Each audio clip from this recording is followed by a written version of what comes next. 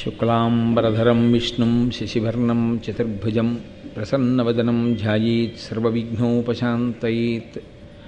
గురుర్బ్రహ్మా గురుర్విష్ణుః గురుర్దేవో మహేశ్వరః గురుః సాక్షాత్ పరబ్రహ్మ తస్మై శ్రీగురవే నమః. వ్యాసాయ విష్ణురూపాయ వ్యాసరూపాయ విష్ణవే నమో వై బ్రహ్మనిధయే వాసిష్ఠాయ నమో నమః. కూజంతం రామ రామీతి మధురం మధురాక్షరం ఆరుహ్య కవితాశాఖాం వందే వాల్మీకికోకిలం. శ్రుతిస్మృతిపురాణానాం ఆలయం కరుణాలయం నమామి భగవత్పాదశంకరం లోకశంకరం. వాగర్ధావివ సంపృక్తౌ వాగర్ధప్రతిపత్తయే జగతః పితరౌ వందే పార్వతీపరమేశ్వరౌ. సూక్తిం సమగ్రయతున స్వయమేవ లక్ష్మీః శ్రీరంగరాజమహిషీ మధురైః కటాక్షైః. వైదగ్ధ్యవర్ణకుణగుంభనగౌరవైర్యాం కండూలకర్ణకుహరాः కవయోధయంతి. హైమోర్ధ్వపుండ్రమజహన్మకుటం సునాసం మందస్మితం మకరకుండలచారుగండం. బింబాధరం బహుళదీర్ఘకృపాకటాక్షం శ్రీవేంకటేశముఖమాత్మని సన్నిధత్తాం. విమలపటీ కమలకుటీ పుస్తకరుద్రాక్షసస్తహస్తపుటీ కామాక్షీ పక్ష్మలాక్షీ కలితవిపంచీ విభాసి వైరించీ. మనోజవం మరుతతుల్యవేగం జితేంద్రియం బుద్ధిమతాం వరిష్టం. వాతాత్మజం వనరయూధముఖ్యం శ్రీరామదూతం శిరసా నమామి. ఆపదామపహర్తారం దాతారం సర్వసంపదాం లోకాభిరామం శ్రీరామం భూయో భూయో నమామ్యహం. నారాయణం నమస్కృత్య నరం చైవ నరోత్తమం దేవీం సరస్వతీం వ్యాసం తతో జయముదీరయేత్. హరి ఓం. పరమేశ్వర స్వరూపైన సభకి నమస్కారం.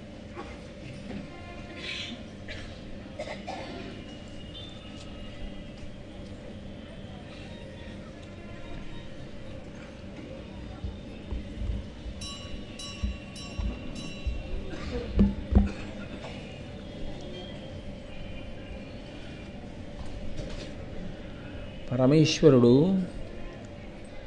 భూభారము పెరిగిపోయినప్పుడు, భూభారం అనగా భూమి మీద ఈశ్వరుని యొక్క ఆదేశమును తిరస్కరించి, వేదము యొక్క ప్రమాణమును తిరస్కరించి, పరమేశ్వరుని చేత దత్తమైనటువంటి బుద్ధి కేవలము భోగలాలసయందు మాత్రమే ఉపయోగించుకుంటూ ఈశ్వర పథమునందు తనకు తాను తన కర్మల చేత ప్రతిబంధకాన్ని సృష్టించుకొని ధర్మమునకు వైక్లభ్యము కలిగేటట్టుగా ప్రవర్తించేటటువంటి వారి సంఖ్య అధికమైనప్పుడు తద్భారమును నివారించుట కొరకు ఆయన యొక్క చిద్విలాసము ఎంత విచిత్రంగా ఉంటుందో, ఎక్కడెక్కడ దాని కొరకు ముందు చూపుతో ఆయన మహర్షులను ప్రచోదనం చేసి ఎంత గొప్పగా వ్యూహరచన చేస్తాడు అన్న దాంట్లో అంతర్భాగంగా నిన్నను కర్ణ జననము గురించి మీరు విని ఉన్నారు. కర్ణుడు రాధ మరియు సూతుడు ఆ దంపతుల దగ్గర పెరుగుతున్నాడు. ఆయనకి వసుశేనుడు అని వాళ్ళు కుమారుడికి పేరుంచుకున్నారు. ఆ పేరుతో ఆ పిల్లవాడు అక్కడ పెరుగుతున్నాడు. పాండురాజు గారు అక్కడి నుంచి దిగ్విజయ యాత్ర చేసి భార్యలైనటువంటి కుంతి మాద్రి ఇద్దరితో కలిసి చాలా సంతోషంగా జీవితాన్ని గడుపుతూ ఆయన వేటాడడం కోసమని హిమాలయ పర్వత ప్రాంతములకు చేరుకున్నాడు. ఏదైనా సరే శాస్త్రంలో అవధి అని ఒకటి ఉంటుంది, ఒక పరిమితి. ప్రతిదానికి ఈశ్వరుడు ఒక నిర్ణయం చేసి ఉంచాడు, నువ్వు ఈ పరిమితిని దాటడానికి వీలు లేదు అంతే. ఆయన శాసనమునకు లోబడి ఉండవలసిందే. కానీ చాలా చాలా ఆశ్చర్యకరమైన విషయం ఏమిటంటే, ఒక్క మనుష్య ప్రాణి దగ్గరికి వచ్చేటప్పటికి మాత్రం ఆయన నువ్వు ఇలా వేదము ప్రమాణముగా స్వీకరించి జీవించు అని బుద్ధినిచ్చి విడిచిపెట్టాడు తప్ప నీవు ఇలా ఉండు అని శాసనం మాత్రం చేయలేదు. దానివలన ఏమవుతుందంటే మనుష్య ప్రాణి తనని తాను ఉద్ధరించుకోవడమో, తనంత తాను పాతాళమునకు పడిపోవడమో తానే నిర్ణయించుకోవలసి ఉంటుంది. ఉద్ధరేనాత్మనాత్మానం అంటాడు. అందుకే గీతాచార్యుడు ఎవరిని వారు ఉద్ధరించుకోవలసిందే తప్ప ఆ విషయంలో ఈశ్వర శాసనము ఉండదు. మీరు చూడండి, సముద్రమునకు చెలియలి కట్టు ఉంటుంది. సముద్రం ఎంత గొప్పదైనా, తరంగములతో అది భూమి మీదకి రాగలిగినటువంటి శక్తి కలదైనా ఈశ్వర శాసనం చేత అది ఎన్నడూ భూమి మీదకి రాదు. అలాగే అగ్నిహోత్రం, నిజంగా అగ్నిహోత్రం తలుచుకుంటే ఇల్లు కాదు ఊరు కాల్చగలిగిన ఆ అగ్నిహోత్రం కేవలం పాచకుడై, ఆయన వంట చేసి పెట్టేటటువంటి వాడై ఇంట్లో మనకి వంట చెయ్యడంలో ప్రధానమైనటువంటి ఉపకరణంగా ఉంటాడు. హవ్యం వహతి దేవానాం కవ్యం కవ్యాసినామపి పాకంచ కురుతే వహ్ని శంకరస్యైవ శాసనాత్ అంటుంది లింగపురాణం. పరమేశ్వరుని యొక్క ఆదేశమును ఔదల దాల్చి ఆ అగ్నిహోత్రుడు ఇళ్లల్లో వంట చేసి పెడుతున్నాడు తప్ప ఆయన కర్మ ఏం కాలిందని మనకు ఆయన వంట చేసి పెట్టాలి. అందుకని పరమేశ్వర శాసనమును అన్ని ఔదల దాలుస్తాయి పంచభూతములు కూడా. మనుష్యుడు తన బుద్ధి చేత తాను వేదమును ప్రమాణముగా స్వీకరించి జీవించగలిగితే ఉద్ధరణ పథం వైపుకి నడుస్తాడు. కాదు అని తనకిచ్చినటువంటి బుద్ధి కేవలం భోగములను అనుభవించడానికి మాత్రమే ఉపయోగించుకుంటే, ఆ పరిధిని అతిక్రమిస్తే, తనకి ఏర్పాటు చేయబడినటువంటి ధర్మమును తాను దాటిపోతే, దానిని వ్యసనంగా మార్చుకుంటే దాని చేత పతనమవుతాడు. వ్యసనము అన్న మాటకి అర్థం అదే. లల్ ధాతువుతో పిలుస్తారు, లౌల్యమును ఏర్పరుచుకునుట. అంటే దాన్ని ఎందుకొరకు చెయ్యాలో అందుకొరకు చేయడం మానేసి దాన్ని భోగమునకు ఉపకరణంగా తీసుకోవడం. రాజులు వేట తప్పకుండా వెళ్ళవలసినటువంటి స్థితి, వేటకి వెళ్ళాలి, వేటాడాలి. కానీ వేటాడడం అనేటటువంటిది ఒక వ్యసనంగా మారకూడదు. ఏమీ తోచకపోతే వెళ్ళి వేటాడడం, అలా వేటాడుతూ కొన్నాళ్ళు అక్కడ ఉండిపోతూ ఉండడం, అదో సంతోషంగా జంతువులను అదే పనిగా చంపడం అనేటటువంటి ప్రయత్నంలోకి వెడితే ఎక్కడ అవధిని దాటాడో, ఎక్కడ తన పరిధిని అతిక్రమించాడో ఆ పరిధిని అతిక్రమించినటువంటి కారణం చేతనే తాను పడిపోతాడు. అందుకే చాలా చిత్రమైనటువంటి విషయాలు ఉంటాయి. మీరు కొంచెం జాగ్రత్తగా గమనిస్తే ఎప్పుడైనా ఏమిటో నాకు ఈ దుఃఖం, ఏమిటో నాకు ఈ దుఃఖం అంటాడు. తన వలన ఎక్కడో ఎవరో పెద్దలు దుఃఖించారు. తన తల్లో, తన తండ్రో, తన అత్తగారో, తన మామగారో, తనకి ముఖ్యమైన బంధువులో నిరంతరం ఇతను అవమానిస్తుంటే వాళ్ళు ఏడుస్తూ ఉంటారు చెప్పుకోలేక. అది ఉత్తినే పోదు, అది ఏదో ఒక రూపంలో మళ్ళీ వచ్చి యువతల వాడిని బాధ పెడుతుంటారు. మనం ఎక్కడ పరిధిని అతిక్రమించామో పరమేశ్వరుడు దాన్ని గమనిస్తూ ఉంటాడు. ఏదో పొరపాటు అయిపోయింది, ఈశ్వర అతిక్రమించాను మన్నించు.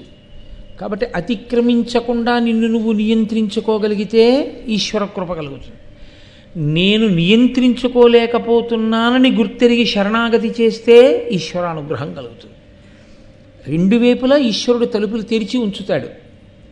నన్ను నేను నియంత్రించుకోలేకపోతున్నాను కాబట్టి నేను కాల్చేస్తాను అండం, నన్ను నేను నియంత్రించుకోలేకపోతున్నాను కాబట్టి నీవు తప్ప నాకు దిక్కు లేదు శరణాగతి చేశాడు, రక్షణ చేస్తాడు.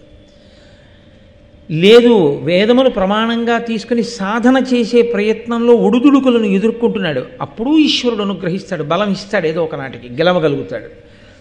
రెండూ లేదు, భోగములకే చిక్కి జీవిస్తున్నాడు, ప్రతి దాంట్లోనూ పరిధిని అతిక్రమిస్తూ ఉంటాడు, దాన్ని ఈశ్వరుడు అంగీకరించాడు. మీరు చూడండి, ప్రతి చిన్నదానికి మనం ఓ మాట అంటాం, మీ హద్దు మీరుతున్నారంటాం.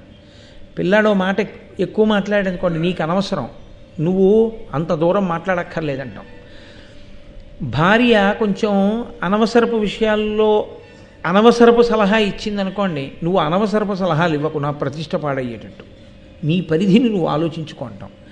సేవకుడితో ఈ మాట అంటాం, ప్రతివాడితో అంటాం. మనం ప్రతివాడితో అన్న మాటని ఈశ్వరుడు మనతో ఎందుకు అనడు? ఈశ్వరుడు కూడా అంటాడు, నువ్వు నీ పరిధిని అతిక్రమిస్తున్నావు, నేను నీకు ఇంద్రియములను ఎందుకు ఇచ్చానో, నీకు నేను బుద్ధిని ఎందుకు ఇచ్చానో దానికి నువ్వు వాడుకోవట్లేదు. నీ పరిధిని నువ్వు అతిక్రమించిన నాడు ఏది నీకు వ్యసనముగా మారిపోయిందో ఆ వ్యసనము నుండి ఆపద పుట్టుకొస్తుంది. కాబట్టి అప్పుడు వగచి ప్రయోజనం ఏముంటుంది? పాండురాజు గారి జీవితంలో వచ్చిన వైక్లభ్యం ఇదే వచ్చింది. ఆయన పరమధర్మాత్ముడు, అందులో సందేహం లేదు. కళ్ళు లేనటువంటి అన్నగారిని అంత గౌరవించాడు. తాను దిగ్విజయయాత్ర చేసి తెచ్చినటువంటి ధనాన్నంతటినీ తీసుకెళ్లి ధృతరాష్ట్రుడికి ఇస్తే ధృతరాష్ట్రుడు దానితో అన్ని అశ్వమేధయాగములు చేయగలిగాడు. ఇంత గౌరవించినా ఆయనకి వేట వ్యసనం. అందుకే ఇది వంశంలో ఒకరికి ఉన్నాయనుకోండి ఇలాంటి వ్యసనాలు, వాళ్లతో విడిచిపెట్టదు. ఈ వ్యసన లక్షణం ఏం చేస్తుందంటే వంశానుక్రమంగా మళ్ళీ ఎక్కడికో వచ్చి ఎవరినో పట్టుకుంటారు. పట్టుకుంటే వాళ్ళు కూడా దెబ్బతింటారు. అందుకే ప్రయత్నపూర్వకంగా వంశోద్ధరణని కోరుకునేటటువంటి వాడు వ్యసనమునకు తాను వశుడయ్యేటటువంటి పరిస్థితి నుంచి తనని తాను తప్పించుకోవాలి.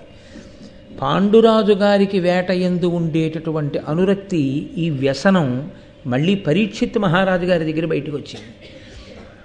పరీక్షిత్ ఈ వేట వ్యసనంలోనే పాండురాజు ఎలా ప్రాణాలు పోగొట్టుకున్నాడో అలాగే పరీక్షిత్ కూడా ప్రాణాలు పోగొట్టుకున్నాడు.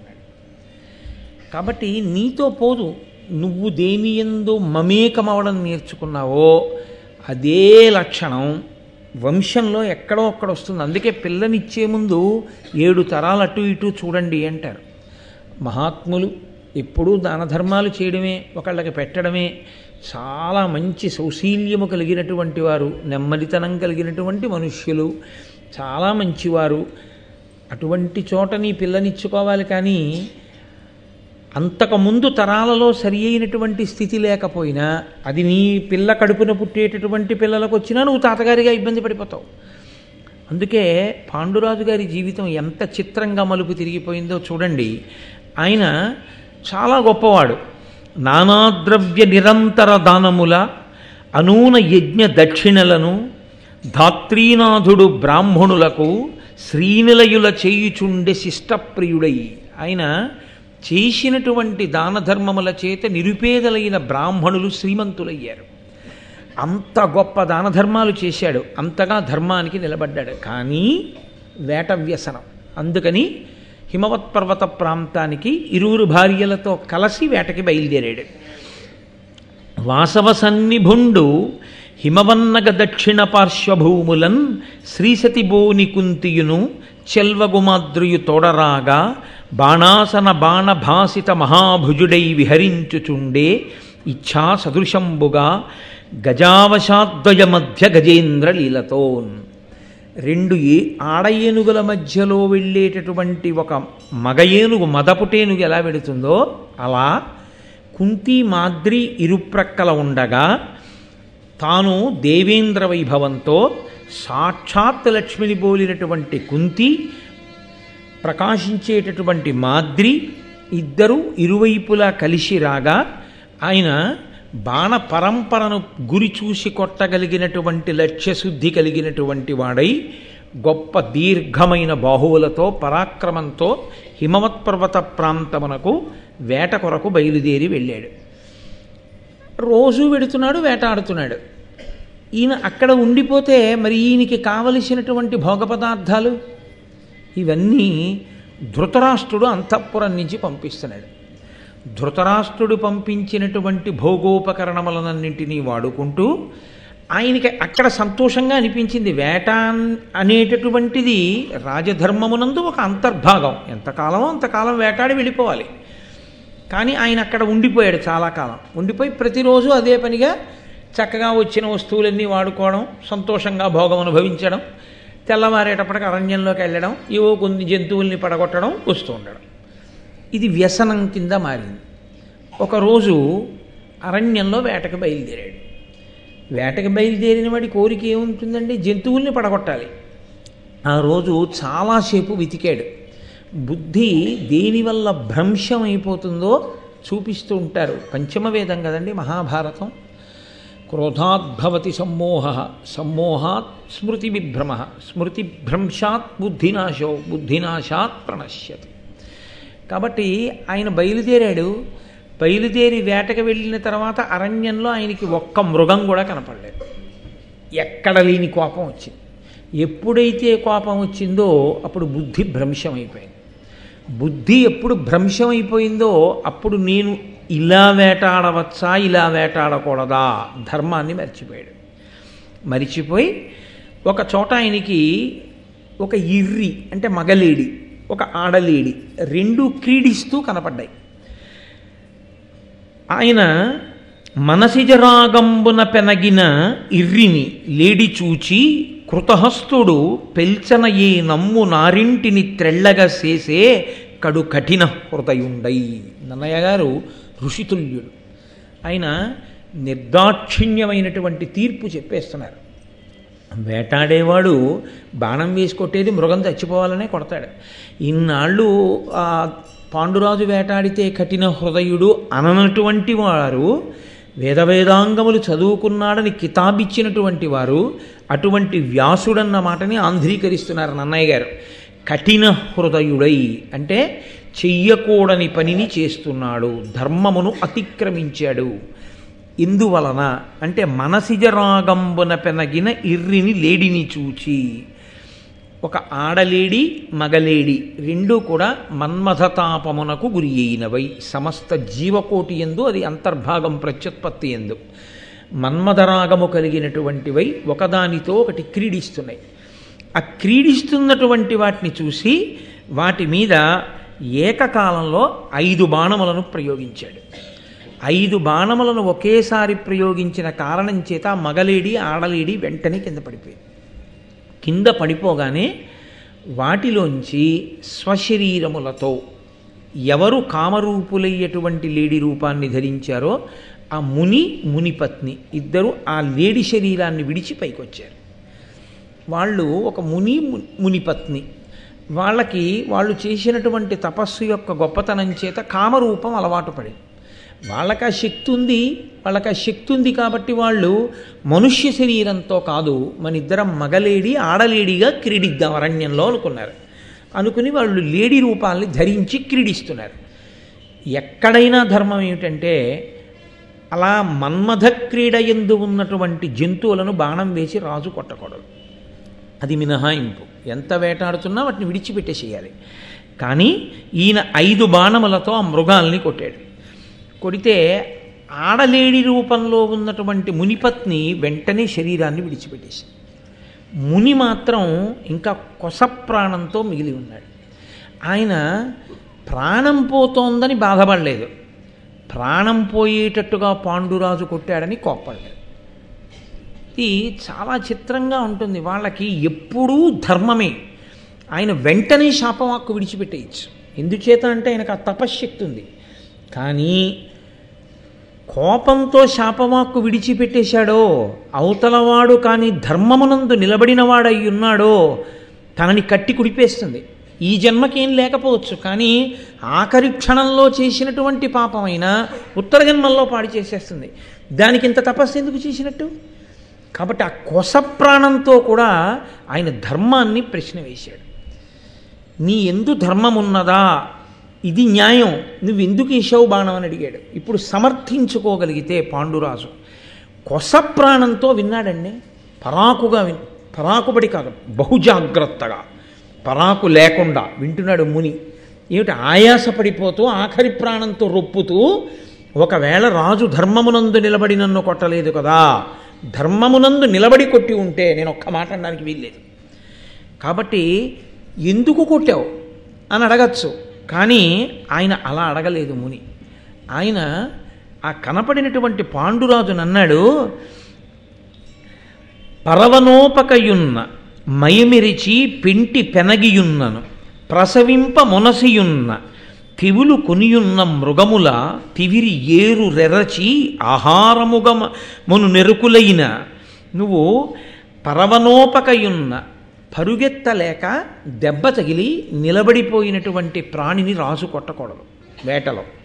2 మైమెరచి పెంటి పెనగియున్న. ఆడజీవితో మగజీవి జంతువైనా సరే మన్మథ క్రీడ సలుపుతున్నటువంటి వేళలో బాణం వేసి చంపకూడదు. 3 ప్రసవింప మొనసియున్న. అది ఈనుతుంటే పిల్లల్ని పెడుతున్నటువంటి సమయంలో బాణం వేసి కొట్టకూడదు. తెగులు కొనియున్న మృగముల. అనారోగ్యంతో బాధపడుతూ కదల్లేక ఉన్నటువంటి మృగాన్ని బాణం వేసి కొట్టకూడదు. తివిరి ఏయ రెరచి ఆహారముగా మను ఎరుకలైన. జంతువులను చంపి దాని మాంసాన్ని ఆహారంగా తిని బ్రతికేటటువంటి ఎరుక వాళ్ళు కూడా, అరణ్యాలలో తిరిగేటటువంటి అటువంటి జాతివారు కూడా కడుపు కాలిపోతున్నా, తినడానికి దొరకకపోయినా అటువంటి వారు కూడా ఇటువంటి వర్గములోకి వచ్చిన వాటిని, కదలలేకపోయిన వాటిని, ఆడజీవితో క్రీడిస్తున్నదాన్ని, లేకపోతే అనారోగ్యంతో ఉన్నదాన్ని, ప్రసవిస్తున్నదాన్ని కొట్టరు, కొట్టి చంపి దాని మాంసం తినరు, దాన్ని విడిచిపెట్టేస్తారు. అటువంటిది నీకు మాంసం తిని బతకవలసిన అవసరం లేదుగా. నువ్వు రాజువి కదా, నువ్వు వేటకు కదా వచ్చావు. వేటకి వచ్చిన వాడివి మన్మథ క్రీడ సలుపుతున్నటువంటి లేళ్ల రూపంలో ఉన్నటువంటి మాయురువిరి మీద 5 బాణములు దేని కొరకు వేశావు? ధర్మము నువ్వు తప్పలేదా అని అడిగారు. ఇక్కడ కథ పెద్ద మలుపు తిరిగిపోయింది. వెంటనే పాండురాజు ధర్మం తెలిసున్నవాడు కాబట్టి, నిజమే నాది పొరపాటు, నన్ను క్షమించండి అని గుర్రం దిగి నేల మీద పడుంటే కథ ఎలా ఉండుండేది. తప్పు చెయ్యడం ఒక తప్పు అయితే, చేసిన తప్పుని సమర్థించుకునే ప్రయత్నంలో పెంకితనానికి పోవడం పెద్ద తప్పు. పొరపాటున ఓ పెద్ద ఆయనకి మనం వెడుతున్న వాహనం తగిలింది, ఏమయ్యా చూసుకోలేదా అన్నాడు ఆయన. మీరు చూసుకోకూడదా అనకూడదు. నిజమే, మీరు పెద్దవారు, గబుక్కుని మీకు కనపడకపోయి ఉండొచ్చు. నేను చూడవలసింది, నేను సరిగా చూడలేదు, క్షమించండి, పొరపాటు జరిగింది. మీకు ఏమైనా ఇబ్బంది కలిగిందా, దెబ్బ తగిలిందా? అయ్యా మన్నించండి, ఈసారి నుంచి కొంచెం జాగ్రత్తగా ఉంటాను. నేను ఒకసారి ఒక విషయం చూసి ఆశ్చర్యపోయాను. పెద్ద ఆయన్ని కొట్టేశాడు ఒకతను. ఆయన కింద పడిపోయాడు. కింద పడిపోయి లేచి ఆయనకి రక్తం కారుతుంటే ఆయన పంచే పాపం చింపేదో కట్టుకట్టారు. ఆయన అన్నాడు, ఆ పిల్లాన్ని పిలిచి వాడిని కొట్టబోతుంటే పిలిచి అన్నాడు ఆయన, ఒరే నాయన, నాకు వయసు అయిపోయిందిరా, 70 ఏళ్ళు వచ్చేసాయి, నాకు కాళ్ళే విరిగిపోయినా నా ప్రాణమే పోయినా పర్వాలేదురా, నా కర్తవ్యాలన్నీ అయిపోయాయి, నువ్వు ఇలా అలవాటు చేసుకుని ఇంత వేగంగా వెళ్ళడం అలవాటు చేసుకుని ఎక్కడైనా పడిపోతే వృద్ధిలోకి రావలసిన వాడివి, నీకు ఆపదొచ్చి ఏ కాళ్ళలో చేతిలో విరిగితే ప్రమాదం కదా నాయన, అంత వేగంగా వెళ్ళకు, తప్పు కదా అన్నాడు ఆయన. కొట్టకండి, తప్పు, మంచి మాట చెప్పడానికి పెద్దవాళ్ళు ఉన్నాను. నేను నిజంగా తెల్లబోయాను ఆ పెద్దరికానికి. ఒక్క మంచి మాట మనం మాట్లాడగలిగి ఉంటే, నాది తప్పయింది మన్నించండి అని ఒక్క మాట అనగలిగితే, తప్పు చేసినప్పుడు క్షమార్పణ దొరుకుతుంది పెద్దలైన వారి దగ్గర. కానీ అలా అనలేకపోయాడు పాండురాజు. కారణం ఏంటంటే, ఆ రోజున ఒక్క మృగం కూడా దొరకలేదు. దొరికిన మృగం మునిగా మారి తనని తిరిగి ప్రశ్న వేస్తున్నాడు, ధర్మాన్ని అడుగుతున్నాడు. ఇదా ఆయనకి కోపం వచ్చింది. కోపం వచ్చి, నిజమే నేను అలా చేయకుండా ఉండవలసింది అని ఒక్క మాట అంటే పోయేది. ఆఖరి ప్రాణంతో ఉన్నాడండి ఆయన. అసలు మాట్లాడగలిగిన స్థితి కాదది, ఎందుకంటే ఇంకా కొన ఊపిరితో ఉన్నాడు. తొందరగా ఆయన ఉద్దేశ్యం ఏమిటో తెలుసా అండి? ఇలా ధర్మం తప్పి ప్రవర్తించేటటువంటి రాజు నా ఎదురుగుండా ఉన్నవాడైతే ఇతనిని విడిచిపెడితే లోకాన్ని పాడు చేస్తాడు ఈ ఉద్ధతితో. ఇతను ధర్మం తప్పని వాడైతే శాపవాక్కు విడిచిపెడితే లోకానికి ధర్మమూర్తి అయిన రాజు పోతాడు. కాబట్టి నేను తెలుసుకోవాలి ధర్మమునందున్నాడో లేదో. అందుకే నేను మీతో తరచు మనవి చేస్తుంటా, ఈ దేశంలో ఎప్పుడు పరిశీలించినా ఇదొక్కటే పరిశీలించారు, ధర్మమే. అందుకే జాతీయ పతాకంలో కూడా ధర్మచక్రమే, అంతే, ధర్మచక్రమే మనకి ఎప్పుడూ ధర్మం ధర్మం ధర్మం. ధ్రియతేవా జనైరితి ధర్మం. నువ్వు నీ ధర్మాన్ని పట్టుకున్నావా లేదా? గీతాచార్యుడు ప్రబోధం చేసేదంతా ధర్మం. పూజకెడితే చతుర్విధ పురుషార్థాల్లో ముందు ధర్మం. రామచంద్రమూర్తి కావ్యం రామాయణం చూస్తే ధర్మం. ఎక్కడికి వెళ్ళండి ధర్మం, అదే బోధ చేస్తారు. బతికున్నంత కాలం పట్టుకోవలసింది వినవలసింది ఏదైనా ఉంటే ధర్మం ఒక్కటే, అదే బోధ చేయబడుతుంది. ప్రాణం పోయే ముందు కూడా అదే అడుగుతున్నాడు. ఆయనకు అనుమానం వచ్చింది, కావాలనే కొట్టాడు, తప్పుగా కొట్టాడు అని. నువ్వు వేటాడుతుండగా నీకు కొంతసేపు మృగం కనపడలేదన్న కోపంలో బుద్ధి వశం తప్పి ఇంత ఘోరంగా ప్రవర్తించేటంత తేలికగా కోపాన్ని పొందగలిగిన వాడవైతే నువ్వు పుట్టిన వంశం ఎటువంటిది? నువ్వు జ్ఞాపకం పెట్టుకోవద్దు, నీ ముందు వాళ్ళ కీర్తి పోతుందేమో. కాబట్టి ఆయన అన్నాడు, ఇనసమతేజులై ధరణి నిన్నడు ధర్మపదంబు తప్ప ద్రొక్కని భరతాది రాజుల జగన్నుత వంశమునందు పుట్టి నీ కనఘ చరిత్ర ఇట్లు తగునయ్యా ధర్మము సేయ నీ ఎరుంగని నృపధర్మముల్ కలవే కౌరవ పుంగవా గౌరవస్థితిన్. ఎంత మర్యాదగా మాట్లాడాడో చూడండి అమ్మాయి. ఆయనకి ఎక్కడా కోపం లేదు. నేను రాజుతో మాట్లాడుతున్నాను. అందున పాపం భీష్ముడు ఎంతో కష్టపడ్డాడు. సింహాసనం ఖాళీ అయిపోతే వేదవ్యాసుడు అనుగ్రహిస్తే అంబాలికని పుట్టినటువంటి పిల్లలు ధృతరాష్ట్రుడు, పాండురాజు. కన్నులు లేనివాడైన కారణం చేత ధృతరాష్ట్రుడు సింహాసనానికి పనికిరాడు. పనికొచ్చి రాజ్యాన్ని ఏలుతున్నవాడు ఈయనొక్కడే. నేను తొందరపడి ఏమైనా అన్నానో మళ్ళీ సంక్షోభం వస్తుంది రాజ్యానికి, కాబట్టి నేను తొందరపడకూడదు. కాబట్టి ఎంత అనునయంగా మాట్లాడుతున్నాడో చూడండి. లోపల ఎక్కడ ప్రేమ ఉందో అక్కడ ధర్మం తప్పిన క్షమార్పణ చెప్పగలిగితే ప్రాయశ్చిత్తం, అన్నిటికన్నా పెద్ద ప్రాయశ్చిత్తం క్షమార్పణ వేడుకోవడమే. కాబట్టి పాండురాజు క్షంతవ్యోమే పరాధ, నా అపరాధము మన్నింపబడుగాక అని ఒక్క మాట అని ఉంటే భారతం ఎలా ఉండుండేదో. భారతాన్ని భారతంగా మీరు పాండురాజు కథ అని వినకండి. పెద్దల పట్ల అపచారం చేసి పెద్దలకి క్షమార్పణ చెప్పడానికి మీకు భేషజం ఎదురైతే కట్టి కొడపడం మొదలైన నాడు మీరు తప్పించుకోలేరు. అప్పుడు చాలా చాలా ఆ కట్టి కొడపడం ఎంత దూరం పెడుతుందో తెలుసా అండి? చేసిన తప్పు మీది. మీరు పెద్దల పట్ల అమర్యాదగా ప్రవర్తించారు, ఆయన ఖేదపడ్డాడు. ఆయన పడ్డ బాధ కట్టి కుడిపి తీరుతుంది ఎప్పుడప్పుడు. అది బాధ పెట్టడం మొదలు పెడితే హరిబ్రహ్మాదులు కూడా దాన్ని తొలగించలేరు. అప్పుడు మళ్ళీ ఆయనకే క్షమార్పణ చెప్పవలసి ఉంటుంది, మీరు గుర్తు తెచ్చుకొని. అప్పటికి మీరు శరీరం విడిచిపెట్టి ఉంటే భావితరాలు పాడైపోవలసిందే. ఆ స్థితి రాకుండా ఉండాలంటే మనుష్యుడన్న వాడికి ఎప్పుడూ ఒకటి జ్ఞాపకం ఉండాలి. ఏదో ఒక అహంకారం చేత తప్పు చేశానని లోపల తెలిసి కూడా బుకాయించుకునే లక్షణం ఉండకూడదు. తప్పు చేస్తే అయా నన్ను మన్నించండి అన్నవాడెవరో వాడు మెట్లు ఎక్కుతున్నాడు. ఎవడు తల ఉంచాడో వాడు ఉన్నతికి నడుస్తాడు. అందుకే నేను మీతో మనవి చేశా, ఎవడు పూజ చేస్తున్నాడో వాడు పూజింపబడుతున్నవాడు. నేను ఈశ్వరుణ్ణి పూజ చేస్తున్నాను అనుకోండి, ఇవి నావి కావు, ఇవన్నీ ఈశ్వరుడు సృజించినవి అని నేను ఆయనని పూజించి నేను వినయంతో నడవడం చేత నేను పూజార్హుడనవుతున్నాను. పూజ చేసిన వాడు పూజార్హుడవుతాడు తప్ప అసలు వినయం లేనివాడు కొన ఊపిరితో ఉన్నటువంటి ముని ధర్మమును ప్రశ్న వేస్తే ఇటువంటి వంశంలో పుట్టావు అని అడిగినప్పుడైనా నీ వంశంలో భరతాది మహాపురుషులు పుట్టారు, వారెన్నడూ ధర్మం తప్పలేదు, ధర్మం తప్పకుండా పరిపాలించారు. నువ్వు ఇవాళ ధర్మం తప్పావు, ఇలా నువ్వు ఉండొచ్చా పాండురాజా చెప్పు, ఇట్లు తగునయ్యా అధర్మము చెయ్యొచ్చా ఇటువంటి అధర్మం? ఒక మునిని మునిపత్నిని చంపేశావు, ఈ దోషం నిన్ను బాధ పెట్టదా? ఎందుకు చేశావు? నీ ఎరుంగని నృపధర్మములు కలవే, ఆయన ఏం కోప్పడలేదు. నీ వెరుగని రాజధర్మాలు ఉన్నాయా? రాజులు కదా వేటాడేది. రాజు వేటాడేటప్పుడు ఎలా వేటాడాలో నువ్వు నేర్చుకోలేదా? నీకు తెలియవా? భీష్ముడు చెప్పలేదంటే నేను నమ్ముతానా? గురువుల చేత శిక్షింపబడిన బుద్ధి కలిగిన వాడివి కావా? వేదవేదాంగములు చదువుకున్న వాడివి కావా? ఇలా వేటాడచ్చా? మన్మథ క్రీడ జరుపుతున్నటువంటి 2 లేళ్లని బాణం పెట్టి కొట్టచ్చా? 5 బాణములు ప్రయోగించి కొడతావా 2 లేళ్లని? అలా కొట్టి చంపచ్చా మన్మథ క్రీడలో ఉన్న వాటిని?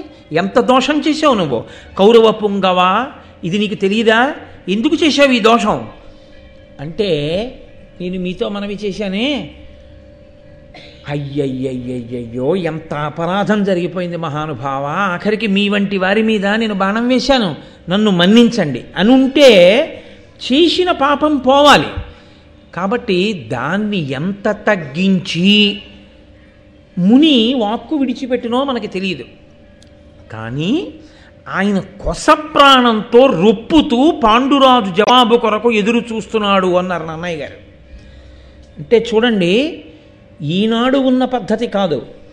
అవతలవాడు ఏం చెప్పుకోవాలనుకుంటున్నాడో అది చెప్పినది విన్న తర్వాత తప్ప శిక్ష వెయ్యడం ఈ జాతి లక్షణం కాదు. ఎవరో చెప్పిన న్యాయం కాదు ఈ దేశానికి. ఎవడైనా ఒకడు అపరాధం చేశాడు అని మీకు అనిపిస్తే వాడు అపరాధం చేసినవాడు కాడు, వాడు అపరాధము చేసిన వాడిని నిరూపింపబడాలి. Everyone is good unless the contrary is proved అన్న ప్రొవెర్బ్ ఇవాళ ఇంగ్లీష్ వాళ్ళు చెప్పారేమో, అది మన ధర్మశాస్త్రాలు ఎప్పుడో మాట్లాడాయి. ఇంత కట్టెదుట తనని కొట్టి ఆఖరి ఊపిరితో రొప్పుతున్నా చెప్పుకునే అవకాశం ఇచ్చాడు పాండురాజుకి. ఎందుకు చేశావు ఇదని అడిగాడు. ఇంకొకలా చెప్పి ఉంటే ఏమవునో పాండురాజు ధర్మము తెలిసి బుకాయించాడనే అనవలసి ఉంటుంది ఇక్కడ. ఆయన అడిగిన 5 కోణాల్లో ఇందులోకి వస్తుందో ఆయన చెప్పలేదు. చెప్పకుండా అన్నాడు, పగరగని సైతురేనియు మృగకులంబుగని సహింపరు రాజులు, మొనసివాని గ్రత్సరగ సంపుదురు, నమ్మకిచ్చి చంప జనదు, మాయాబలంబున జనదు చంప. పగవాడు శత్రురాజు ఎదురుగుండా కనపడినా చంపకుండా విడిచిపెట్టేస్తారేమో రాజులు, జంతువు కనపడితే మాత్రం చంపకుండా విడిచిపెట్టరు. మోసగించి చంపకూడదు, లేకపోతే నమ్మించి చంపకూడదు. ఈ 2 రకాలుగా చంపకూడదు. కానీ శత్రువునైనా విడిచిపెడతాం, మృగాన్ని మాత్రం విడిచిపెట్టామన్నాడు. ఉందా అలా ఎక్కడైనా? అలా ఎక్కడా లేదు. అలా అయితే అసలు అరణ్యంలో జంతువు అన్నది ఉండకుండా వేటాడమని చెప్పాలి. అలా లేదుగా. ఖచ్చితంగా బుకాయింపేది. తను చేసిన తప్పుని తాను సమర్థించుకునే ప్రయత్నమే. ఈ 2 రకాలుగా చంపకూడదు. కానీ ఇంకెలాగైనా చంపేయచ్చు, మన్మథ క్రీడలో ఉన్న వాటిని కూడా చంపేయచ్చు అన్నది సత్యమైతే, తను తప్పు చేసి కూడా శపించినటువంటి ముని పాడైపోయాడని వ్యాసుడు చెప్పి ఉంటారు. అలా చెప్పలేదుగా వ్యాసుల వారు. పాడైపోయింది పాండురాజు ఒకటే. కాబట్టి అక్కర్లేని బుకాయింపుకి పాండురాజు వెళ్ళి నమ్మించి చంపకూడదు, మోసగించి చంపకూడదు. శత్రువు కనపడినా మేము విడిచిపెట్టాలనుకుంటే విడిచిపెడతాం, మృగాన్ని మాత్రం విడిచిపెట్టాం. మృగంగా కనపడ్డం నీ కర్మ. అలా ఎందుకు కనపడ్డావు? మునిగా కనపడితే నమస్కరించేవాడిని. కాబట్టి చంపేయడంలో తప్పు లేదు, నిన్ను చంపేశానన్నాడు. ఆయన వెంటనే ఆఖరి శ్వాస విడిచిపెట్టేస్తున్నాడు. విడిచిపెట్టేస్తూ అన్నాడు, ఖచ్చితంగా దోషం. బాణాలు వేసి చంపడం ఒక దోషం అయితే, ధర్మాన్ని విడిచిపెట్టేసిందే కాకుండా అధర్మాన్ని ధర్మంగా చూపించి వాదించే ప్రయత్నం చేయడం ఇంతకన్నా పెద్ద తప్పు. శంకరాచార్యుల వారు అవతార పరిసమాప్తి చేసేస్తుంటే శిష్యులందరూ వెళ్ళి అన్నారు, మీరు ఇచ్చినటువంటి వాంగ్మయం మహాసముద్రం, ఎవరు చదవగలరు? మాకు ఏదైనా సూక్ష్మంగా తేలికగా అర్థమయ్యేటట్టుగా మాకు ఏదైనా సందేశం ఇవ్వండి అన్నారు. ఆయన శరీరాన్ని విడిచిపెట్టేస్తూ చెప్పిన మాటలు, వేదో నిత్యమధీయతాం తదుదితం కర్మస్వనుష్ఠీయతాం. వేదమును నిత్యము చదువుకోండి, వేదమే ప్రమాణము, వేదం ఏం చెప్పిందో అదే ప్రమాణం. తదుదితం కర్మస్వనుష్ఠీయతాం, వేదం ఎలా చెప్పిందో మీరు చేసే పనులు అలాగే చెయ్యండి. మీకు ఉన్నటువంటి జ్ఞానం ఏదిందో, మీకు పరమేశ్వరుడిచ్చిన వాక్కు ఏదిందో దాన్ని ఎప్పుడూ వేద ప్రమాణమును సమర్థించడానికే ఉపయోగించండి. దుస్తర్కాస్తు విరమ్యతాం. వేదము చెప్పిన ధర్మము కాదని వాదించడానికి మీ వాగ్బలమును ఉపయోగించవద్దు, పాడైపోతారు. కాబట్టి దుస్తర్కాస్తు విరమ్యతాం, శృతి శిర పక్ష సమాశ్రీయతాం. మీరు ఆ వేదము చెప్పినటువంటి మాటలను మాత్రమే ఆదరించండి. మహానుభావుడు శంకరులంతటి వారిది అదే తీర్పు, అదే చిట్ట చివరి సందేశం. ఎప్పుడైతే రాజు బుకాయించాడో ఆఖరి ఊపిరిని వాక్కుగా మార్చాడు ముని. ఊపిరి మీద కదండి వాక్కు ఉంటుంది. ఇప్పుడు ఆయన తపోబలమంతా శాపవాక్కుగా వచ్చి మీద పడిపోతోంది. 5 బాణముల చేత ముని శరీరం విడిచిపెట్టినా చేసుకున్న తపస్సుకు ఉత్తమ శరీరంలోకి మళ్ళీ పెడతాడు. కానీ బతికున్న పాండురాజు పనికి మాలిన వాడై కూర్చుంటాడు. ఆఖరి ఊపిరి వాక్కుగా మారిపోతోంది. ఇది క్షమించాను అన్న వాక్కుగా మార్చుకోవడము పాండురాజు చేతిలోనే ఉంది. తనని తాను పాడు చేసుకునే మాటగా అవతల వారి నుంచి తెచ్చుకోవడము పాండురాజు చేతిలోనే ఉంది. అందుకే మనకి మాట ఉంది కదా అని వాడకూడదు. మాట ఏదైనా సాధిస్తుంది లోకంలో. మాటల చేత దేవతలు మన్నన చేసి వరంబులిత్తురున్. మాటల చేతనే దేవతలు మన్నించి వరం ఇస్తారు. మాటల చేతనే శత్రువులు పెరిగి ప్రాణాలు కూడా పోతాయి. కాబట్టి ఇప్పుడు ఆయన అన్నాడు, లేళ్ల రూపంలో ఉండి మన్మథ క్రీడ అనుభవిస్తున్నటువంటి మా ఇరువురి మీద 5 బాణములు ప్రయోగించి పడగొట్టి చంపి ధర్మమును అతిక్రమించావు కనుక నీవు నీ భార్యలలో ఏ భార్య ఎందైనా మన్మథ పీడితుడవై సంగమ సుఖాన్ని అనుభవించేటటువంటి ప్రయత్నం చేసిన ఉత్తర క్షణంలో నీవు ఆ భార్య కూడా మరణించెదరుగాక. నేను నా భార్య మరణించాంగా నువ్వు నీ భార్య మరణించెదరుగాక. ఏమైపోయింది ఇప్పుడు మళ్ళీ? ఇంత గొప్ప పాండురాజు ఉన్నాడు, అంత గొప్ప కుంతి మాద్రి భార్యలు ఉన్నారు, సంతానం లేదు. భార్యలతో కలవకూడదు కాబట్టి సంతానం లేదు. మళ్ళీ సింహాసనానికి ప్రమాదం వచ్చింది. ధృతరాష్ట్రుడు ఉన్నాడు, 101 మంది భార్యలు ఉన్నారు, ఇప్పటి వరకు పిల్లలు లేరు. గాంధారికి 101 మంది పుడతారని పరమేశ్వరుని యొక్క వరం. కాబట్టి ఇప్పుడు ధృతరాష్ట్రుడికి పుట్టాలి.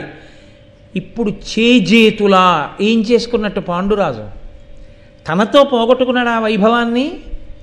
తనకి బిడ్డలు పుట్టరు కనుక ఇప్పుడు బిడ్డలు పొందవలసిన వైభవాన్ని కూడా పోగొట్టుకున్నాడు. ఇప్పుడు ధృతరాష్ట్రుడికి బిడ్డలు పుడితే వారసులు. ఏ కారణం చేతనైనా పుట్టినటువంటి 101 మంది పనికి మాలిన వాళ్ళు అయ్యారనుకోండి, 101 సంతానం కావాలంది కానీ సత్సంతానం కావాలనలేదుగా. పనికి మాలిన వాళ్ళు పుట్టారనుకోండి, ప్రజలందరూ పాడైపోతారు. దేని కొరకు తన తల్లి సత్యవతి అలమటించిందో, తన నాయనమ్మ అలమటించిందో, దేని కొరకు అంబికా అంబాలిక అలమటించారో, దేని కొరకు వ్యాస భగవానుడంతటి వాడు తేజోప్రదానం చేసి సంతానాన్ని కృప చేశాడో, ఇన్ని నాశనం అయిపోయాయి ఒక్కడి కోపానికి, ఒక్కడి బుకాయింపుకి, ఒక్కడి మాటకి. పరాకుగా ఉండు, ఏమనుకుంటున్నావో నీ ఇష్టం వచ్చినట్టు మాట్లాడవద్దు. గుండెల మీద చెయ్యేసి పెద్దల దగ్గర మాట్లాడక అహంకారంతో. చీల్చి చెడ్డాడేస్తుంది వాళ్ళ కోపం. వాళ్ళకి అస్త్రం అక్కర్లేదు, నీకు అస్త్రాలు కావాలేమో, శస్త్రాలు కావాలేమో, మహాత్ముల మాట చాలు తపోబలంతో. కాబట్టి ఆ స్థితి తెచ్చుకోవద్దు సుమా. పాండురాజు కథగా మీరు వినకండి మహాభారతాన్ని. అందుకే వ్యాస భగవానుడు గుండెల మీద చెయ్యేసుకు చెప్పాడు, లోకంలో లేనిది భారతంలో లేకపోవడం లేదు, భారతంలో ఉన్నది లోకంలో జరగకపోవడం లేదు. అందుకే భారతం చదువుకున్నవాడు పాడైపోవడం అన్నది ఉండదన్నాడు. ఎలా బతకాలో తెలుస్తుంది కాబట్టి వాడు వాడి తర్వాత తరాలు కూడా సుఖపడతాయని చెప్పాడు. లేకపోతే అర్ధంతరంగా తను తన తర్వాత తరాల్ని కూడా నాశనం చేసి వెళ్ళిపోతాడు, పాడు చేసేసి. కాబట్టి మహానుభావుడు ఇప్పుడు విడిచిపెట్టవలసిన శాపవాక్కు విడిచిపెట్టేశాడు. ఇప్పుడు వెళ్ళి ఆయన కాళ్ళ మీద పడదామంటే ఉన్నాడా? లేడు. అంతే, ఆ శరీరం వదిలిపెట్టేశాడు. ఒకసారి శరీరం వదిలిపెట్టేశాడో, శరీరం వదిలిపెట్టిన వాడికి పోయిందేమీ లేదండి. ఎవరు ఉద్ధతితో ప్రవర్తించాడో వాడు పాడైపోతాడు. మధ్వార్జునమని ద్రవిడ దేశంలో ఒక గొప్ప క్షేత్రం, చంద్రశేఖరేంద్ర సరస్వతి స్వామి వారు నడిచే దేవుడు, పరమాచార్య, మహానుభావుడు, ప్రాతస్మరణీయులు, అపర శంకరాచార్యుల వారు. అటువంటి వారికి అత్యంత ప్రీతిపాత్రమైన క్షేత్రం అది.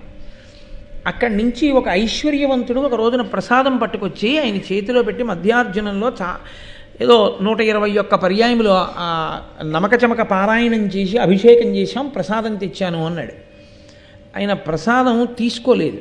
అసలు ఆయన మధ్యార్జున నుంచి ప్రసాదం వచ్చిందంటే తీసుకోకుండా ఉండరు. ఆయన ప్రసాదం చేత్తో ముట్టుకోకుండా అన్నారు, ఒక్క క్షణం కళ్ళు మూసుకుని దేని కొరకు చేయించావు అభిషేకాలని అడిగారు. దేని కొరకు చేయించావు నమక చమక పారాయణ అంటే లోకశాంతి కొరకు, వర్షాలు పడాలని అన్నాడు. కాదు, నీ పొలంలో వర్షాలు లేక పంటలు పండట్లేదు, నీ ఐశ్వర్యం కోసం నువ్వు అవి చేయించావు, అవునా అని అడిగారు. అవును. మహాత్ముల దగ్గర వెళ్ళి పిచ్చివాగుడు, అవును అన్నాడు. ఆయన మళ్ళీ కళ్ళు మూసుకుని, ఎంతమందిని పిలిచే నమక చమకాలు చదివించావు? ఏదో 21 మంది పండితుల్ని పిలిచాను, వాళ్ళందరూ వచ్చి నమక చమకాలు చదివారు. మళ్ళీ ఆయన కళ్ళు మూసుకుని కళ్ళు తెరిచి, అందులో మహావృద్ధుడు, చిన్నతనం నుంచి వేదం చదువుకున్నవారు, మహానుభావుడు, 84 సంవత్సరముల వయోవృద్ధుడు, ఫలానా వేద పండితుడు వచ్చి వేదం చదివారా, నమక చమక పారాయణం చేశారా? చేశారండి. ఆయన గబగబా చదవలేకపోతున్నారు, పెద్దవారు అయిపోయారని నువ్వు ఆయన మీద కోప్పడ్డావా? వెళ్ళి కోప్పడ్డానండి. ఓహో, మళ్ళీ కళ్ళు మూసుకుని కళ్ళు తెరిచారు. ఈయన మళ్ళీ ప్రసాదం చేతిలో పెట్టబడి అలా ఉంచు అని. నువ్వు వాళ్ళు అడగకపోయినా మీ అందరూ ప్రసాదం తీసుకుని వెళ్ళండి అని భోజనం పెట్టావా? ఋత్విక్కులందరికీ పెట్టానండి. పెడుతున్నప్పుడు పెద్ద ఆయనకి చక్కెర పొంగల్ ఇష్టం. ఆయన నిన్ను పిలిచి ఇంకొంచెం చక్కెర పొంగల్ ఏమంటే, నమక చమకాలు గబగబా చదవలేదు కానీ చక్కెర పొంగల్ మారువడ్డన కావాలని నీ మనసులో అనుకుని ఆయనకి వెయ్యకుండా వెళ్ళిపోయావా లేదా? వెళ్ళిపోయానండి, నిజమే. ఎక్కడ ఇదంతా కంచిలో కూర్చుని చెప్తున్నారు పరమాచార్య, మధ్యార్జునంలో జరిగిన విషయాన్ని. అవునండి నిజమే, వెళ్ళిపోయాను. వెయ్యలేదు ఆయనకి మారు. తర్వాత ఏం జరిగిందో నీకు తెలుసా? తెలీదండి. తెలుసు నీకు. అందరికీ సంభావన ఇస్తూ ఈయనకి కావాలని తగ్గించి మీరు నమక చమకాలు గబగబా చదవలేదు, దానివల్ల పారాయణ ఆలస్యమైంది, అందుకని మీకు తగ్గించాను సంభావన అని చెప్పి ఆయన చేతిలో పెట్టావా తాంబూలం? పెట్టానండి. అయ్యా ప్రసాదం పుచ్చుకొని వెళ్ళిపోతానన్నాడు ఆయన. అన్నీ చెప్పేస్తున్నారు ఈయనని. ఆయన కళ్ళు విప్పన్నారు. నువ్వు చేయించిన నమక చమకాలకి నువ్వు వృద్ధిలోకి వస్తాననుకుంటున్నావా? నీకు ఐశ్వర్యం కలుగుతుంది అనుకుంటున్నావా అన్నారు. ఆయన హడిలిపోయాడు. అయ్యా ఏమైంది అన్నాడు. నువ్వు ఏ మహానుభావుణ్ణి అవమానించావో ఆయన క్రతువు అయిపోయిన తర్వాత శివలింగం దగ్గరికి వెళ్ళాడు దేవాలయంలో. వెళ్ళి శివుడికి కన్నీళ్లతో చెప్పుకున్నాడు, శివ పుట్టినప్పటి నుంచే నమక చమకాలు పారాయణ చేశాను, 85 ఏళ్ళు వచ్చాయి, పెద్దవాడిని అయిపోయాను, గబగబా చదవలేకపోయాను, నన్ను అంత అవమానించాడు, నువ్వు చదవలేని ముషిలేడివి, నీకు సంభావన ఎందుకని తగ్గించాడు, సంభావన కోసం చదవలేదు. శివ నీ ముంగిట నేను ఇంత అవమానపడ్డాను, నాకు చక్ర పొంగలి మారు వెయ్యలేదు, 85 ఏళ్ల వయస్సులో చక్ర పొంగలి మారు అడిగి అవమానపడ్డాను, నీ పాదాల సాక్షిగా చెప్తున్నాను, ఇక నేను బ్రతికుండగా చక్ర పొంగలి ముట్టను. కాబట్టి శివ నాది అపరాధం అయితే దండించు, నాది అపరాధం కాకపోతే శరీరం పెద్దదవడం వల్ల నేను చదవలేకపోతే నువ్వు నన్ను మన్నించు అని ఆయన వెళ్ళిపోయాడు తన ఊరు. పక్కనే ఓ పల్లెటూరు. పరమాచార్య కళ్ళు తెరిచన్నారు, ఇలా ఏడిచి వెళ్ళిపోయాడు ఆ బ్రాహ్మణుడు, నీకు తెలుసా అని అడిగాడు. అయ్యి బాబోయ్ నాకు తెలియదండి అన్నాడు. నాకు కాదు ప్రసాదం ఇవ్వడం, వెళ్ళి ఆయన కాళ్ళ మీద పడి క్షమార్పణ చెప్పు. ఎక్కడుంటారండి ఆయన అన్నాడు. ఫలానా ఊళ్ళో ఉంటాడు. అయ్యా నేను ఇప్పుడే బయలుదేరి వెళ్ళిపోయి క్షమార్పణ చెప్తాను, దొరుకుతారా అన్నాడు. నీకు బతికి బాగుండే అదృష్టం ఉంటే ఆయన దొరుకుతారు, నీ కర్మ బయలుదేరన్నారు అని ఆయన కుటీరంలోకి వెడుతుంటే ఆయనకి భిక్ష సిద్ధం చేస్తున్నారు. వేదం చదువుకున్నటువంటి నిస్వార్థపరుడైన ఒక మహాత్ముడు అవమానింపబడిన విషయాన్ని చూశాను ఇవాళ దివ్యదృష్టితో, నేను ఈరోజు భిక్ష చేయట్లేదన్నారు. ఈయన గబగబా వెళ్ళి ఆ బ్రాహ్మణుడి ఊరు కనుక్కొని ఆ ఊరు వెళ్ళాడు. వెళ్ళి ఆ సందు చివరి నించుని, అయ్యా ఫలానా వారి ఇల్లు ఎక్కడండి అని అడిగాడు. అదిగోనండి ఆ జనం నించున్నారు కదా ఆ ఇల్లే అన్నారు. ఏమి ఇలా వచ్చారు, మీకు తెలిసిందా ఆయన చనిపోయారని అని. అరే ఎప్పుడు చనిపోయారండి అన్నాడు ఈయన. అంటే ఏం జరిగిందో తెలియదండి, మధ్యార్జునం వెళ్ళారు నమక చమక పారాయణం చేస్తానని, చాలా బాధగా తిరిగి వచ్చారు, రాత్రంతా శివ శివ శివ అని పలవరిస్తూనే ఉన్నారు, తెల్లవారుజామున శరీరం వదిలేశారన్నారు.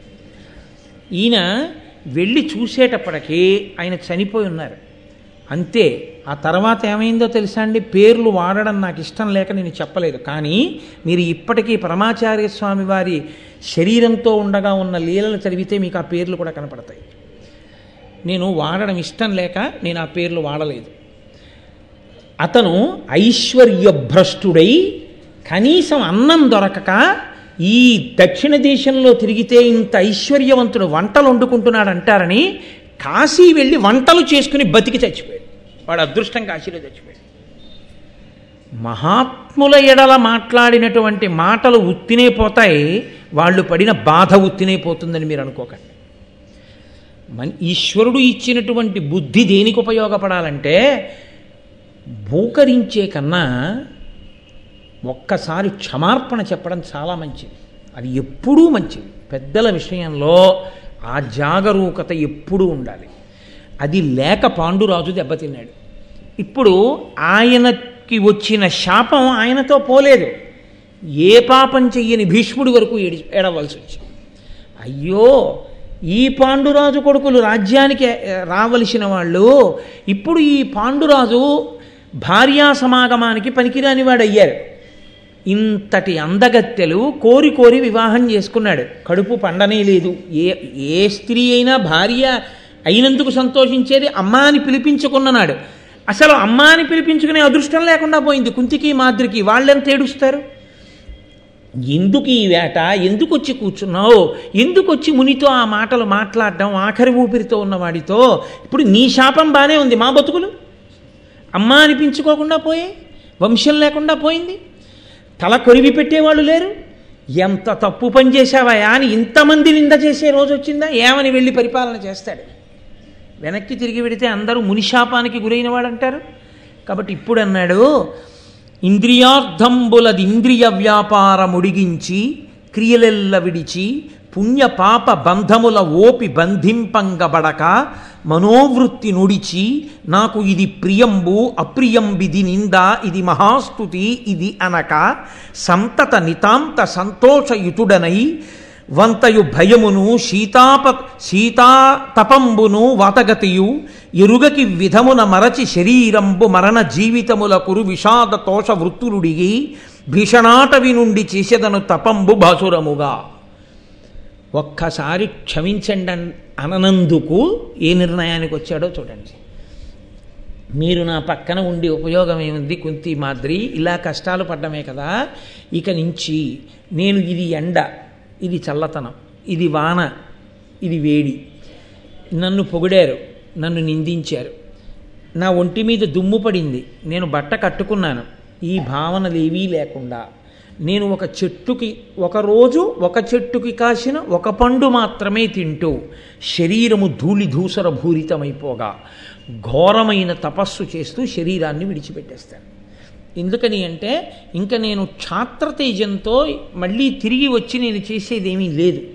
మీరు నా పక్కన ఉంటే నా మనసు కలుక్కుమంటుంటుంది, నేను చేసిన పాపానికి మీరు బాధపడ్డారు అని. చూసారా ఎలా కట్టి కుడిపిందో? వారిని అంటి ఉన్న వారిని కూడా కొట్టేస్తుంది దెబ్బ. అందుకని మీరిద్దరూ హస్తినాపురానికి వెళ్ళిపోయి అక్కడ సంతోషంగా మీరున్నన్నాళ్ళు జీవితం గడపండి, నేను ఇక్కడ ఘోర తపస్సు చేసి శరీరం వదిలిపెట్టేస్తాను. అంటే వాళ్ళన్నారు, కష్టం వచ్చినప్పుడు భర్త కాడా, సుఖం ఇవ్వగలిగిన నాళ్ళు భర్త, నిన్ను విడిచిపెట్టి మేము వెళ్ళిపోమా, నువ్వు లేని చోటు మాకు సంతోషంగా ఉంటుందా? ప్రభు మేము వెళ్ళాం హస్తినాపురానికి, మేము ఇక్కడే ఉంటాం, ఉండి నిన్ను సేవిస్తూ ఉంటాం. నిన్ను సేవించడం మాకు వ్రతం, ఈశ్వరుడి గురించి తప్పించడం నీకు వ్రతం. ముగ్గురము ఇదే వ్రతంలో ఉందాం. ఎవరి శరీరాలు పడిపోతే వాళ్ళ శరీరాలు పడిపోతాయి. కాబట్టి ఇప్పుడు అందరూ తపస్సు చేసుకుంటూ ఉండిపోవడానికి నిశ్చయం చేసుకున్నారు. ఇప్పుడు ఇంకెందుకు ఆ శిబిరంలో కిరీటాలు, నగలు, హారాలు ఇవన్నీ ఎవరి కోసం? ఇంకా మునివృత్తి పట్టిన వాడికి, నారచీర కట్టుకోవలసిన వాడికి పట్టుబట్టలు ఎందుకండి? కాబట్టి అమూల్యమణి భూషణంబులు గజాశ్వ బృందములున్ సమృద్ధ ధన ధాన్య రాసులు ప్రశస్త గోవర్గమున్ క్రమంబునను భూసురేషులకు అగణ్య పుణ్యార్థి అయి అమర్త్య నిభుడిచ్చే పాండు విభుడు అత్యుదార స్థితిన్. తన దగ్గర ఉన్నటువంటి గుర్రాలు, ఏనుగులు, ధనము, ధాన్యము, ఐశ్వర్యము, రత్నాలు, వజ్రాలు, మెడలో వేసుకునేటటువంటి ఆభరణాలు, మణిభూషణాలు అన్నిటినీ కూడా బ్రాహ్మణుల్ని పిలిచి దానం చేసేశాడు. తాను ఏమీ లేనివాడైపోయాడు. ఇందువల్ల ఒక్క మాట ఎక్కడికి వెళ్ళిందో చూడండి.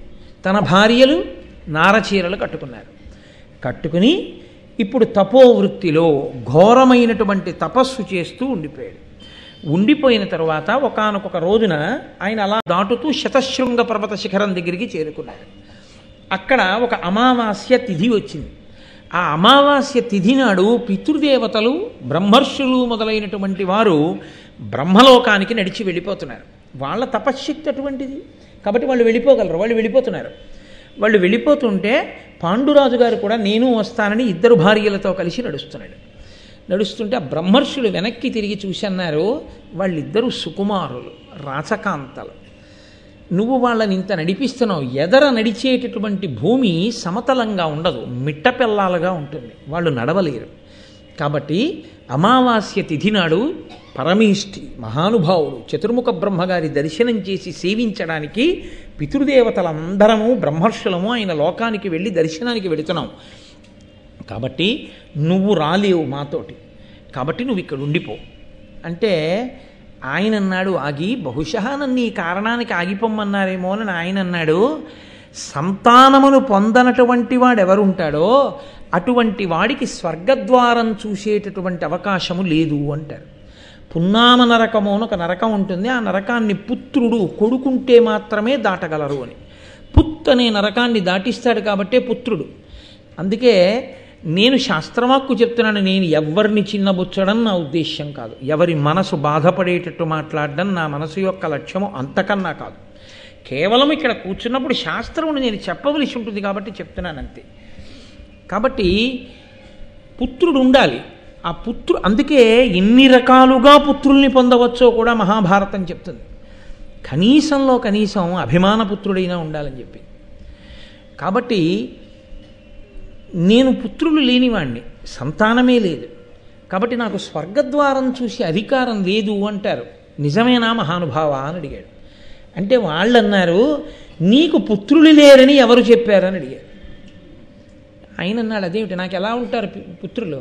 నాకు భార్యా సంగమము నిషిద్ధము, నేను మరణిస్తానని ముని శాపం ఇచ్చాడు నాకు. కాబట్టి ఇప్పుడు నేను ఎలా సంతానాన్ని పొందుతాను అంటే వాళ్ళు అన్నారు, మహానుభావుడైనటువంటి ధర్మస్వరూపుని వలన, వాయుదేవుని వలన, ఆ తరువాత ఇంద్రుని వలన, అశ్వనీ దేవతల వలన నీకు 5 కుమారులు తేజోవంతులు కలుగుతారు, నువ్వు ఉన్నత లోకములను పొందుతావు. కాబట్టి నువ్వు దాని గురించి విచారించవద్దు, నీకు సంతానం కలుగుతుంది, కానీ నీవు మాత్రము మాతో రావద్దు. కానీ నువ్వు అన్నావే వాక్కొకటే, పుత్రులు లేకపోతే ఆ ప్రమాదం వస్తుందా అని అడిగావే, అది యథార్థమే. ఒక గృహస్థు అంత జ్ఞానమును పొంది అటువంటి స్థితిని పొందితే అది వేరు మాట. ఓ శంకరాచార్యుల వారి స్థితో, లేకపోతే ఒక భగవాన్ రమణుల స్థితో, లేకపోతే ఒక పరమాచార్య స్వామి వారి స్థితో పొందిన వాడికి ఆ సూత్రము వర్తించదేమో, కానీ సామాన్యమైన గృహస్థుకు మాత్రం ఆ సూత్రము వర్తిస్తుంది. అపుత్రస్య గతిర్నాస్తి.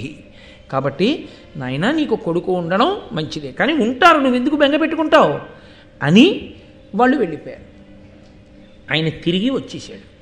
తిరిగి వచ్చేసి భార్యలిద్దరినీ కూర్చోబెట్టుకుని కుంతితో, ప్రధానంగా మహారాజ్ఞి కనుక పెద్ద భార్య కనుక ఆవిడితో మాట్లాడుతూ ఒక మాట అన్నాడు. ఎప్పుడు మాట్లాడినా వాళ్ళు ధర్మం గురించే మాట్లాడతారు. ఈ శరీరం అనబడేటటువంటి సాధనమును ఈశ్వరుడు ఇచ్చాడు, ఇదొకసారి పడిపోతే తరించడానికి మళ్ళీ తప్పలేదు.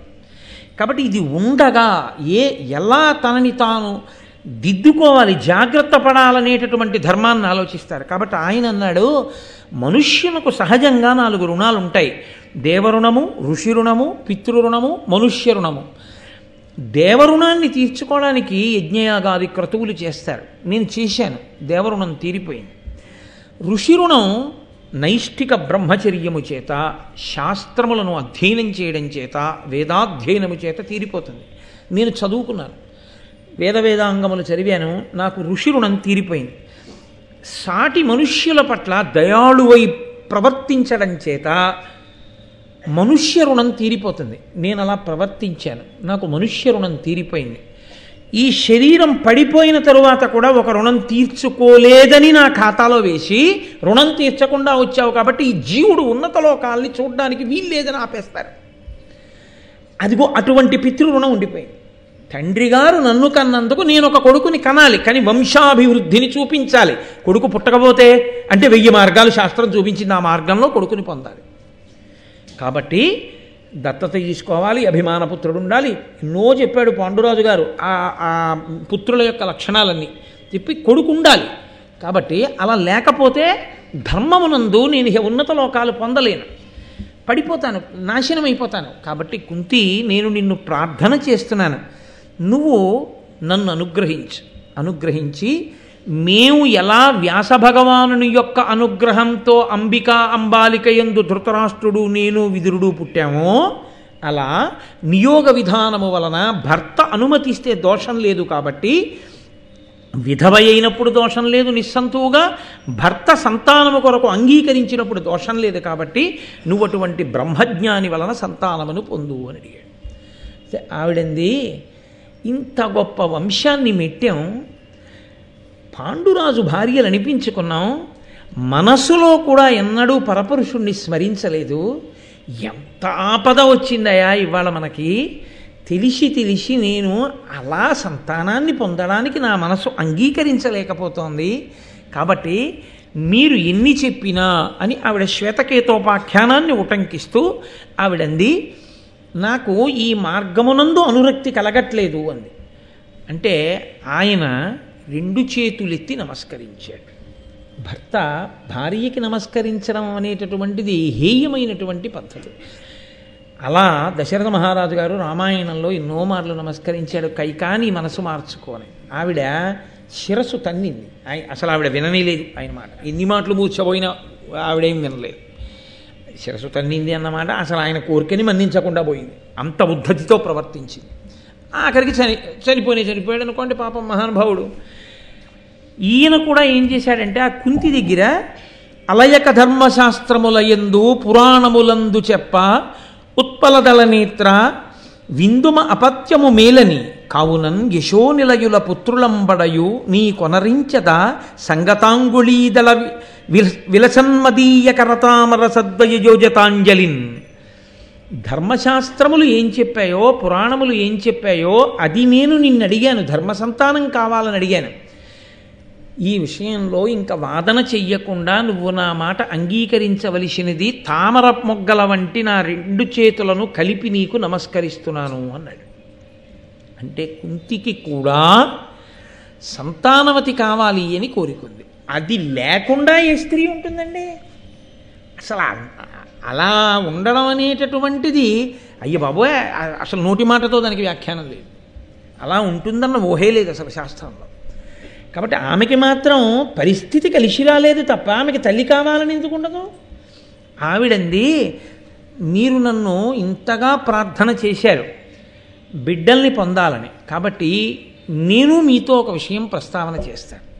ఇది మీరు కుంతి జీవితంలో వస్తున్న వైక్లభ్యాన్ని గమనించాలి. ఆవిడ మహాతల్లి చిన్నతనంలో పెద్దవాళ్ళు చేయవలసిన పని చేసింది. దుర్వాసో మహర్షిని సేవించింది. పెద్దవాళ్ళు భయపడతారు ఆయనకి సేవ చేయడానికి, ఏ శాపం ఇస్తాడో అని. కన్నెపిల్లకి వరం ఇచ్చాడు, నువ్వు కోరుకున్న సంతానం లభిస్తుంది, ఎవరిని పిలిస్తే మంత్రంతో వాళ్ళు వచ్చి సంతానం ఇస్తారు. అప్పుడు మనం ఏమన్నాం? ఇది కన్నెపిల్లకి ఆవరం ఏమిటండి అన్నాం. నేను మీతో అన్నాను, పరదేవత ఎప్పుడు ఎందుకు ఏ కదలిక కదుపుతుందో మనకి తెలియదు, పరదేవత చాలా దూరం ఆలోచించి చేయిస్తూ ఉంటుంది అన్నాను. పరదేవత ఆనాడు కుంతికి వరాన్ని కటాక్షించింది కాబట్టి తేజోవంతులైన కుమారులు పాండురాజుకి ఇప్పుడు జన్మించారు. అది లేకుంటే కర్ణుడు పుట్టడం ఒకటే కాదు, పాండురాజు సంతానం లేనివాడైపోయాడు. ఆవిడంది, నాకు దుర్వాసో మహర్షి ఇచ్చినటువంటి వరం ఉంది కాబట్టి ఆ వరం కారణం చేత నేను ఎవరిని స్మరిస్తే వారు వచ్చి వరదానం చేస్తారు నాకు బిడ్డల్ని. కాబట్టి నేను దేవతల్ని ప్రార్థన చేస్తాను, ఆ దేవతలు వచ్చి నాకు వరదానంగా ఇస్తారు పిల్లల్ని. కాబట్టి నీ అనుమతితో దేవతల వలన వరప్రసాదముగా పొందుతాను సంతానాన్ని. అప్పుడు నువ్వు తండ్రి అయ్యావుగా, ఇంకెందుకు బాధ? కాబట్టి నువ్వు చెప్పినటువంటి రీతి అక్కర్లేదు, నాకున్నటువంటి మంత్రశక్తి చేత దేవతల్ని పిలుస్తాను, నువ్వు అంగీకరించాలి. భర్త అంగీకారం దానికి ఉండాలి. నేను అలా నా మంత్రశక్తితో దేవతలను పిలిచి దేవతల యొక్క అనుగ్రహంతో సంతానాన్ని పొందనా, నాకు అలా కర్ణుడు పుట్టాడని మాత్రం ఆవిడ చెప్పలేదు. అంటే కన్యాగర్భము ఎంత ప్రమాదకరమో అన్నీ చెప్పగలదు, కానీ ఏది చెప్పలేదో చెప్పి భారతం తల కొట్టుకుని ఆ తప్పు జరగకూడదని వేనోళ్ళ చెప్పి ఆ కర్ణుడు దుర్యోధనుడి పక్కన చేరడం వల్ల లక్షల మంది తెగటారిపోయారు కురుక్షేత్రంలో. ఒక్క కన్యాపుత్రుడు ఇంత ప్రమాదాన్ని తెచ్చాడని చెప్పిన జాతికి వారసులు పనికి మాలిన వ్యాలంటైన్స్ డే ఇక్కడ చేయడం ఎంత ఘోరాపరాధమో ఆలోచింపబడాలి. దానికి ప్రచారాలు చేయడం, దాన్ని పేపర్లలో వేయడం, దానికి పెద్ద విశేషాలు చూపించడం, ఆ రోజున అటువంటి సినిమాలు చూపించడం. రామాయణ రచన చేసేటప్పుడు రావణాసురుడు గొప్ప తపస్వి, ఆయన తేజస్సుకి హనుమ కొట్టబడినట్టుంటే వాల్మీకి అదే రాశారు అంతే. ఆయన తేజస్సు చేత కొట్టబడినాడా అన్నట్టుగా ఉన్నారు హనుమ అని రాశారు. అదే రావణాసురుడు తప్పుడు పని చేస్తే తప్పుడు పని చేశాడు అని రాశారు. అందుకే ఒక పుస్తకాన్ని చదివేటప్పుడు కూడా పక్షపాతరహితంగా పుస్తకాన్ని చదవాలి తప్ప ముందే ఒక అభిప్రాయం ఏర్పరచుకునే పుస్తకాలు ఎప్పుడు చదవకూడదు. 2, ఒక పుస్తకాన్ని చదివి విమర్శ చేసేటప్పుడు వ్యక్తిగతమైనటువంటి రాగద్వేషాలతో చేయకూడదు. ప్రతిపాదింపబడినటువంటి విషయము యొక్క ప్రామాణ్యమును దృష్టిలో పెట్టుకుని మాత్రమే మాట్లాడవలసి ఉంటుంది. 3, పెద్దలు ఋషులు చేసినటువంటి వాంగ్మయానికి వ్యాఖ్యానం చేసేటప్పుడు ఋషి హృదయం ఎలా ఉందో అలా చెప్తే చాలు. అక్కర్లేనివన్నీ కొత్తగా నీ కళ్ళ జోడుతో నువ్వు చూసి కొత్త కొత్త విషయాలు తీసుకొచ్చి చెప్పక్కర్లేదు. కాబట్టి ఇప్పుడు మహానుభావుడు ఆయన అన్నాడు, ఆయనకి ధర్మం మీద ఉన్న అనురక్తి అటువంటిది, ధర్మమే నాకు కొడుకుగా వస్తే నా బిడ్డలు రక్షింపబడతారు. అంటే పాండురాజు లోకానికో సందేశం ఇస్తున్నాడు, నువ్వు నీ బిడ్డలకి ఎంత ఆస్తి ఇచ్చావన్నది కాదు రక్షించేది, నీ బిడ్డలకి నువ్వు ఎంత పొగరుబోతుతనం నేర్పావన్నది కాదు రక్షించేది. నీ బిడ్డల్ని నువ్వు ఎంత రెచ్చగొట్టి ఎంత భోగపరాయణులుగా బతకచ్చో నేర్పినటువంటి నీ పెంపకం కాదు వాళ్ళని రక్షించేది. నువ్వు నేర్పిన వినయం, నువ్వు నేర్పిన ధర్మమే వాళ్ళని రక్షిస్తాయి. లేకపోతే నువ్వు వెళ్ళిపోతావు, నువ్వు నేర్పిన పొగరబోతుతనంతో విడిచిపెట్టిన ధర్మం వాళ్ళని కాల్చేస్తుంది. అప్పుడు నువ్వు ఉండవు. కానీ నీ కింద వాళ్ళు పాడైన దానికి నిన్ను ఈడ్చి తీసుకొచ్చి నరకంలో పారేస్తారు. నీకున్న పుణ్యం ఏమైనా ఉంటే కూడా లెక్క పెట్టకుండా. ఆ స్థితి తెచ్చుకోకు. పిల్లలకి ధర్మం నేర్పుకో. నేర్పింది మనకి. ఇది ధృతరాష్ట్రుడు చెయ్యలేకపోయాడు, ఇది చచ్చిపోతానని తెలిసి పాండురాజు చేశాడు. నా బిడ్డలు బాగుండడానికి ముందు పరాక్రమం కాదు, ధర్మం కావాలి.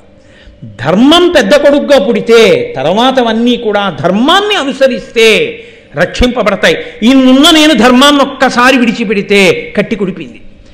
ఎన్నున్నా పైన ధర్మం ఉంది, ఆ ధర్మాన్ని మిగిలిన వాళ్ళందరూ వింటూ ఉంటే వాళ్ళలో వచ్చేటటువంటి ఉద్ధాన పతనములను, వైక్లభ్యములను, వాళ్ళ ఆలోచనలో వచ్చేటటువంటి తేడాపాడాలని ఈ పైనున్న ధర్మం రక్షించి వాళ్ళు వ్యగ్రత పొందకుండా ఎప్పటికప్పుడు నొక్కి పట్టుకుంటుంది. అప్పుడు ధర్మము వైపుకి అన్నీ ప్రవహిస్తాయి. వాళ్ళని ఎదురొడ్డేవాడు ఉండడం. కాబట్టి ముందు ధర్మాన్ని పెట్టాలనుకున్నాడు. ఎంత గొప్ప సందేశం అండి! నీ బిడ్డలకి ధర్మం ఒక్కటి నువ్వు నేర్పితే చాలు, వాళ్ళు రక్షింపబడి తీరుతారు. కాబట్టే ఆయన అన్నాడు, లలితాంగి ఎల్ల లోకములు ధర్మమునంద నిలుచు, పులుపుగా ధర్మం తలుపమా ఆతడ మరి వేల్పుల లోపల పెద్ద ధర్మమున సత్యమునన్. మన వంశం నిలబడడం కాదు లలితాంగి. ఈ 3 లోకములు దేనిలో నిలబడ్డాయో తెలుసా? ధర్మమునందు నిలబడి ఉన్నాయి. ఆ ధర్మాన్ని పిలు. ఆ ధర్మము రాశీభూతమైనటువంటి స్వరూపాన్ని పొంది, ఒక మనుష్య రూపాన్ని పొంది, యోగ రూపంతో ధర్ముడు అన్న పేరుతో నీ దగ్గరికి వస్తుంది. అప్పుడు వరం అడుగు, నాకు నీ అంశతో కొడుకు కావాలి అని అడుగు. ధర్ముడు అటువంటి ధర్మమే, రాశీభూతమైన ధర్మము మన కడుపున పుట్టేటట్టు చేస్తాడు. వాడు పెద్దవాడిగా ఉంటాడు. ఏమిటో తెలుసా అండి పాండురాజు భయం? గభాలన నేను మరణిస్తే నా కొడుకులకి రక్షణ ఏది? జ్ఞాతివైరమే. తర్వాత నా బిడ్డలకి రక్షణ అన్నది ఒకవేళ నేను ఉన్నా, నేను పోయినా, ఇన్ని ఉండి ధర్మం వదిలి నన్ను నేను రక్షించుకోలేకపోయాను కదా. ఒకవేళ నేను ఉన్నా రక్షించేది ఆ ధర్మమే, నేను పోయినా వాళ్ళని రక్షించేది ఆ ధర్మమే. తండ్రి లేని నాడు తండ్రి స్థానం పెద్ద కొడుకుది.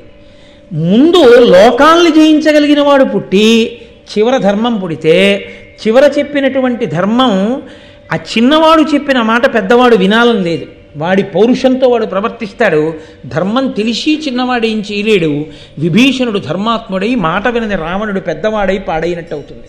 కాబట్టి ముందు ధర్మాత్ముడు వస్తే తండ్రి స్థానంలో నిలబడిన వాడు తప్పు, అలా చెయ్యొద్దు, ఇది ధర్మం, మనం ఇలా చేద్దాం అని చెప్తూ ఉంటే మిగిలిన వాళ్ళ పౌరుష పరాక్రమాలన్నీ ధార్మికమైతే అప్పుడు వీళ్ళకి కావలసినవన్నీ వీళ్ళకి దొరుకుతాయి. కాబట్టి ముందు ధర్మం కావాలి. కాబట్టి కుంతి మనం నిలబడడం కాదు, ఎంత దూరం ఆలోచించాడో చూడండి. ఇప్పుడు మనం నిలబడడం కాదు, 3 లోకములు ఎందులో నిలబడ్డాయో తెలుసా? ధర్మంలో నిలబడ్డాయి. కాబట్టి ఆ ధర్ముని పిలిచి వరమడుగు అన్నాడు. ఆవిడంది భర్తకి ప్రదక్షిణమాచరించి, ప్రదక్షిణం చేసి ఒక్కసారి ఆ ధర్మస్వరూపాన్ని ప్రార్థన చేసింది. ఆయన ఎదురుగుండా వచ్చి నిలబడి అడిగాడు, ఏం కావాలని అడిగాడు. నీ అంశలో నాకు కుమారుడు కావాలి. ఆయన వరం ఇచ్చాడు, లభిస్తాడు అని.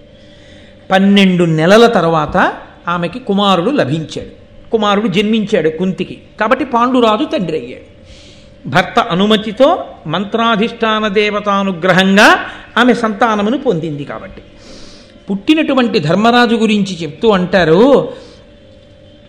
ఆయన శాత్రవజైత్ర తేజమున సర్వదిశల్ వెలుగంగా ఐంద్ర నక్షత్రయుతుండుగా శశి ప్రకాశ జయోన్నతమైన అష్టమిన్ మిత్రముఖ గ్రహ ప్రతతి మేలుగా ఆభిజితోదయంబునన్ పుత్రుడు ధర్మనంశమున పుట్టే అతి స్థిర ధర్మమూర్తి అయి. మహానుభావుడు ఆయన. ఏ ఫాల్గుణ మాసంలో మనం ఈ మహాభారతాన్ని చెప్పుకుంటున్నామో ఆ ఫాల్గుణ మాసంలోనే బహుళపక్షంలో అష్టమి తిథి నాడు అభిజిత్ లగ్నంలో జ్యేష్ఠ నక్షత్రంలో, ఆ నక్షత్రం పేరే పెద్దరికం కదండి. ఎవడికి ధర్మం తెలుసో వాడిది పెద్దరికం. కాబట్టి జ్యేష్ఠ నక్షత్రంలో అభిజిత్ లగ్నంలో సూర్యుడితో సహా గ్రహాలన్నీ శుభప్రదమైనటువంటి స్థితిలో ఉండగా ఈ పాల్గొన మాసంలో బహుళపక్షంలో అష్టమి తిథి నాడు ధర్మదేవత యొక్క అంశమునందు సాక్షాత్ ధర్మరాజు ప్రభవించినాడు. ఆ ధర్మమే లోకంలో ధర్మరాజుగా పుట్టాడు కాబట్టి మహానుభావుడు ఈ లోకం మీద తిరగడం మొదలవుతోందనిట. లోకమంతా సంతోషపడిపోయిందిట. ధరణీసురులాదిగా ఉర్వరలోకల సర్వభూత వర్గం బెల్లన్ పరమోత్సవముందే గుణశరణ్యుడగు ధర్మ జన్మదినమునన్. మనకి కావ్యముల యందు పురాణముల యందు ఇది కనపడుతుంటుంది. ఎప్పుడు కూడా ప్రకృతి ఎలా ఉన్నది అన్నదాన్ని చెప్తూ ఉంటారు.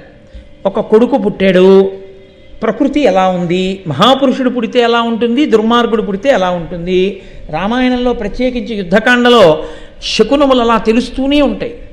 అగ్నిహోత్రం కుడి చేతికి ప్రదక్షిణంగా వెలిగితే ఎలా ఉంటుంది, ఎడం పక్కకి తిరిగితే ఎలా ఉంటుంది, పొగొస్తే ఎలా ఉంటుంది, ఆకాశం అకస్మాత్తుగా చీకట్లు కమ్మితే ఎలా ఉంటుంది, ఉల్కాపతనం అయితే ఎలా ఉంటుంది, మనకి వాతావరణాన్ని చెప్తూ ఉంటారు.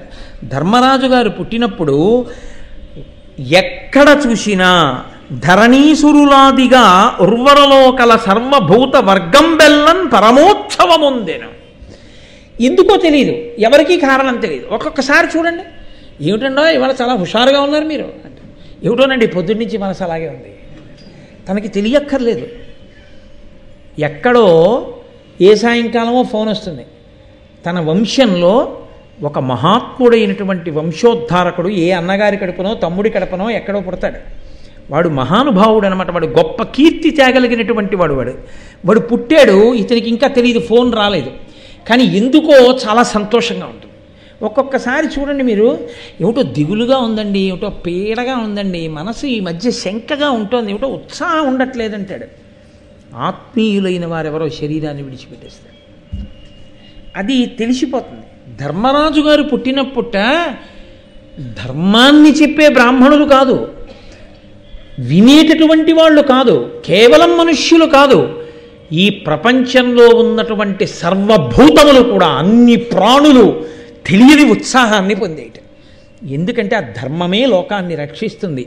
ఆ ధర్మ దేవత ఒక మహాపురుషుడి రూపంలో ఈ భూమండలం మీద తిరగడం మొదలుపెట్టింది. ఇది కుంతీదేవి ఈ జాతికి చేసినటువంటి మహోపకారం. కానీ కుంతీదేవి జీవితాన్ని మీరు గమనించండి. అంత గొప్ప వరం పొందింది, కన్యాపుత్రుణ్ణి కంది.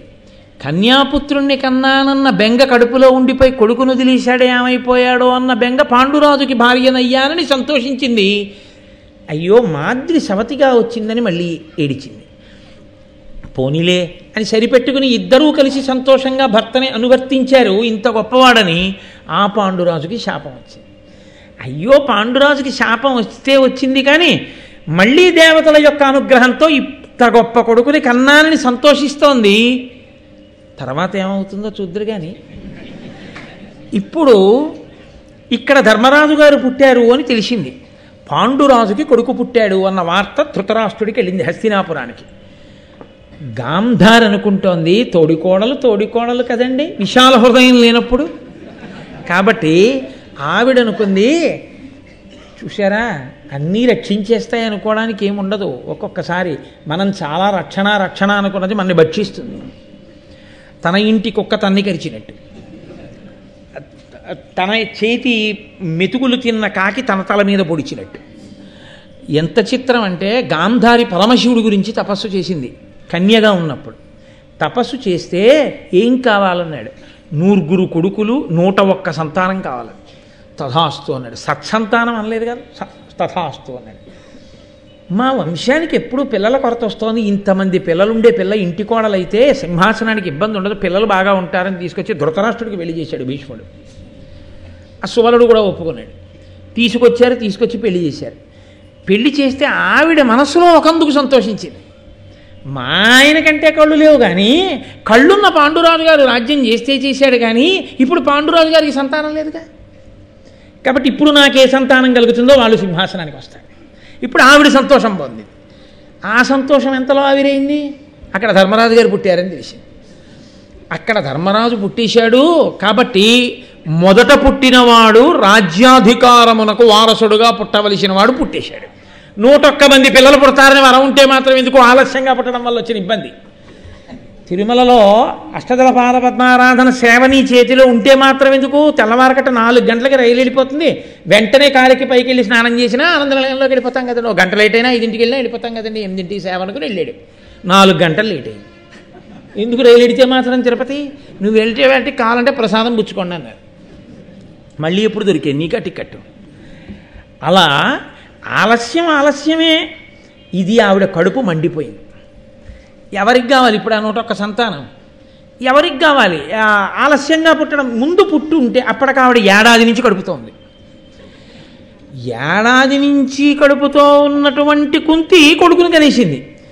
అంతకన్నా ముందు కడుపుతో ఉన్న నేను కొడుకుని కనలేదు. ముందు నాకు పుట్టుంటే వాడు సింహాసనానికి వెళ్ళారు.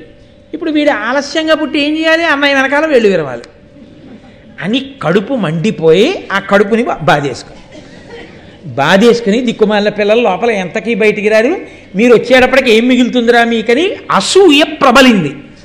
ఈ అసూయ ప్రబలి కడుపు మీద తాడనం చేసి, ఇది ఎక్కడిదండి? ఇది మొట్టమొదట వినత, కద్రువ, కశ్యప ప్రజాపతి 2 కొడుకులు కావాలని ఆవిడ అడగడం, నాకు బహుళ సంతానం కలగాలి, చాలామంది సంతానం, బలవంతులు, దీర్ఘశరీరములు కలిగినటువంటి వాళ్ళని ఆవిడ అడగడం, ఆవిడకి కద్రువ పెట్టినటువంటి గుడ్లలోంచి పాములు వచ్చేస్తున్నాయని బాధపడిపోయినటువంటి వినత మొదట గుడ్డు పగలగొట్టేసింది. అయితే అందులోంచి వచ్చాడు అరుణుడు. అదే పునాది మహాభారతానికి. ఇప్పుడు ఈవిడేం చేసిందంటే ఈవిడ కడుపు బాదుకుంటే గర్భస్రావం అయిపోయి ఒక మాంసపిండము బయటపడిపోయింది. బయటపడిపోతే మరి 101 సంతానం ఉంటుందన్నాడు పరమశివుడు. మహానుభావుడు వేదవ్యాసుడు వచ్చాడు. ఆయన ఎప్పటికప్పుడు ఆదుకుంటూ ఉంటాడు ఈ వంశాన్ని. సత్యవతీదేవి తల్లిగా ఉందని ఆయన తాపత్రయం కాబట్టి ఆయన గబగబా వచ్చాడు. వచ్చి అన్నాడు, బుద్ధి లేనిదానా, ఎంత అసూయ పొందావు? అదే ఆ పద్ధతి ఒక తల్లి ప్రవర్తించవలసిన విధానం. సింహాసనం పోయిందని అసూయపడి కడుపు మీద కొట్టేసుకున్నావా? మాంసపిండం బయటపడిపోయిందా? అయినా నేను చెప్తున్నాను, నీకు 101 సంతానం కలుగుతుంది. నా మాట పోదు. మహాత్ములు సత్యం పలుకుతారా? మహాత్ములు పలికింది సత్యం అవుతుందా? అంటే మహాత్ములు సత్యం పలకరు, వారు పలికింది సత్యం అవుతుంది. అంటే వారు సత్యం పలకరు అంటే నా ఉద్దేశం వాళ్ళు అసత్యాలు ఆడతారని కాదు, వాళ్ళు అన్నది సత్యం అవుతుంది. ఒక అల్పాయుష్కుడు వెళ్ళి నమస్కారం చేస్తే ఆయన దీర్ఘాయుష్మాన్ భవ అన్నాడు అనుకోండి, అంతే, ఆయన దీర్ఘాయుష్మంతుడు అవ్వాలి, ఆయన అన్నది సత్యం అవ్వాలి. ఈశ్వరుడు ఉండేదందుకు అది సత్యం చేయడానికి. కాబట్టి ఇప్పుడు ఆయన అన్నాడు, ఈ మాంస పిండాన్ని, ఈ మాంసపు ముద్దని 101 ముక్కలు చెయ్యండి, 101 నీటి కుండలలో పెట్టి బయటి భాగాన్నంతటినీ చల్లని నీటితో తడుపుతూ ఉండండి. తడుపుతుంటే కొంతకాలానికి ఆ నీటి కుండలలో ఉన్నటువంటి మాంసపు ముద్దలే ఈ గర్భస్రావమైనటువంటి పిండ మాంసములో నుండి పుత్రులుగా పుడతారు, వాళ్లే సంతానం అవుతారు. కాబట్టి ఆ కుండలను కాపాడండి, ఇది నా ఆజ్ఞ అన్నాడు. అని ఇంకెప్పుడు ఇలా నువ్వు అసూయతో ప్రవర్తించకన్నాడు. ఇది మొదలు. ఆ తర్వాత పెరిగే చెట్టు విషవృక్షం అంతా అదే. ఈ అసూయ ఎక్కడి వరకు వెళ్ళిందో అంటే తెలుసా అండి? చివర కృష్ణ భగవానుణ్ణి శపించేంత వరకు, ఆఖరణ తన కొడుకులు అందరూ చచ్చిపోయారు, కుంతికి పుట్టిన 5 కొడుకులు బతికే ఉన్నారు అన్న బాధతో ఆవిడ కోపంతో చూస్తుండగా కళ్ళకి కట్టుకున్న గుడ్డ కిందకి జారితే ఆవిడ కన్నులలోంచి వస్తున్నటువంటి చూపు ఎక్కడ పడుతుందో అని కృష్ణుడు పాండవుల్ని వెనక్కి లాగి ధర్మరాజు నుంచాడు. ధర్మరాజు గారి కాళ్ళ మీద పడింది ఆవిడ చూపు. ఆయన కాళ్ళు కాలి బొబ్బలెక్కిపోయాయి. ఎదురుగుండా ఉంటే కాలిపోదుర్రా అన్నాడు. కృష్ణ పరమాత్మ ఉన్నాడు కాబట్టి రక్షించాడు. అసూయే. కాబట్టి ఇక్కడ పడిన బిందువు, ఇక్కడ పడిన విషబీజం ఇక పెరుగుతూనే ఉంది. అదే ఎదర మహాభారతాన్నంతటినీ నిర్ణయం చేసింది. దాన్ని తిప్పుకోలేకపోయింది గాంధారి, తిప్పలేకపోయాడు ధృతరాష్ట్రుడు, మహానుభావుడు పాండురాజు. కాబట్టి ఇప్పుడు ధర్మరాజు పుట్టాడు, చాలా సంతోషంగా ఉంది లోకమంతా. ఆయనకి నామకరణం చెయ్యాలి. అక్కడ ఉండేటటువంటి ఋషులందరూ వచ్చి జాతకర్మ నిర్వహించి ఈ పిల్లవాడికి పేరు పెడదాం అనుకుంటున్నారు. అశరీరవాణి పలికింది ఏ పేరు పెట్టాలో. ఇది ఆ పిల్లల యొక్క అదృష్టం. ఒక్కొక్క పేరు పెట్టేటప్పుడు తల్లిదండ్రులతో అధికారము కాదు, నిజానికి గురువుగారు పెట్టాలి పేరు. ఎప్పుడు ఎందుకో తెలుసా అండి? దశరథ మహారాజు గారికి 60,000 సంవత్సరాలు పిల్లలు లేకపోతే పుట్టారు 9 కొడుకులు. ఆయన పెట్టుకోలేడా? పేర్ల పుస్తకాలు లేవా వాళ్ళ ఇంట్లో? ఆయన పెట్టలేదు. ఎందుకు పెట్టలేదో తెలుసా అండి? తన పేరు చిరస్మరణీయం అవ్వాలంటే, ఆ పేరు లోకాల్ని ఉద్ధరించేదై ఉండాలంటే గురువుగారు పెట్టాలి. వశిష్ఠుడు పెట్టాడు రామా అని. రామనామము ఆనాటి నుంచి ఈనాటి వరకు యుగాలు మారిపోయినా తరింపచేస్తూనే ఉంది. అది గురువు యొక్క శక్తి. నామకరణం చేస్తే గురువు చెయ్యాలి. అందుకే తప్ప మనకేమొచ్చు అస్సు బుస్సు తప్ప ఏవో పేర్లు ఎట్టుకోవడం.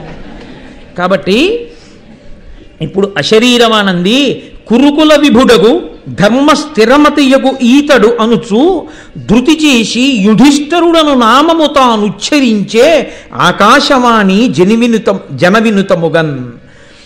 ఇతను ధర్మమునందు స్థిరబుద్ధి కలిగి ఉంటాడు. అంటే ధర్మమునందు స్థిరబుద్ధి అన్న మాటకు అర్థం ఏమిటో తెలుసా అండి? ధర్మాన్ని పట్టుకోవడం వల్ల ఆపద వచ్చింది అనుకోండి, వదిలేస్తే సుఖం వచ్చేస్తుంది.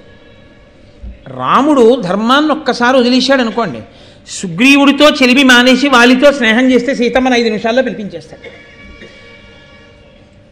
వాలంటే అంత భయం రావణాసురుడికి. అదే అడిగాడు కూడా వాలి, ఏమయ్యా నాతో స్నేహం చేసుకుంటే పోయేదానికి సుగ్రీవుడితో స్నేహం చేసావు? సుగ్రీవుడి మాట రావణాసురుడు ఏం వెంట, నేను సీతమ్మని వెంటనే పిలిపిద్దును కదా, నాతో స్నేహం మానేసి సుగ్రీవుడితో స్నేహం ఎందుకు చేసావని అడిగాడు. నీవు అధర్మమునందున్నావు, నీతో స్నేహం నాకు అక్కర్లేదు. సుగ్రీవుడు ధర్మమునందున్నాడు, ఆయనతో స్నేహం కావాలి. నేను ధర్మము ఉండగా ఫలితాన్ని పొందడం ఆలస్యం అవ్వచ్చు, కానీ అది శాశ్వతం.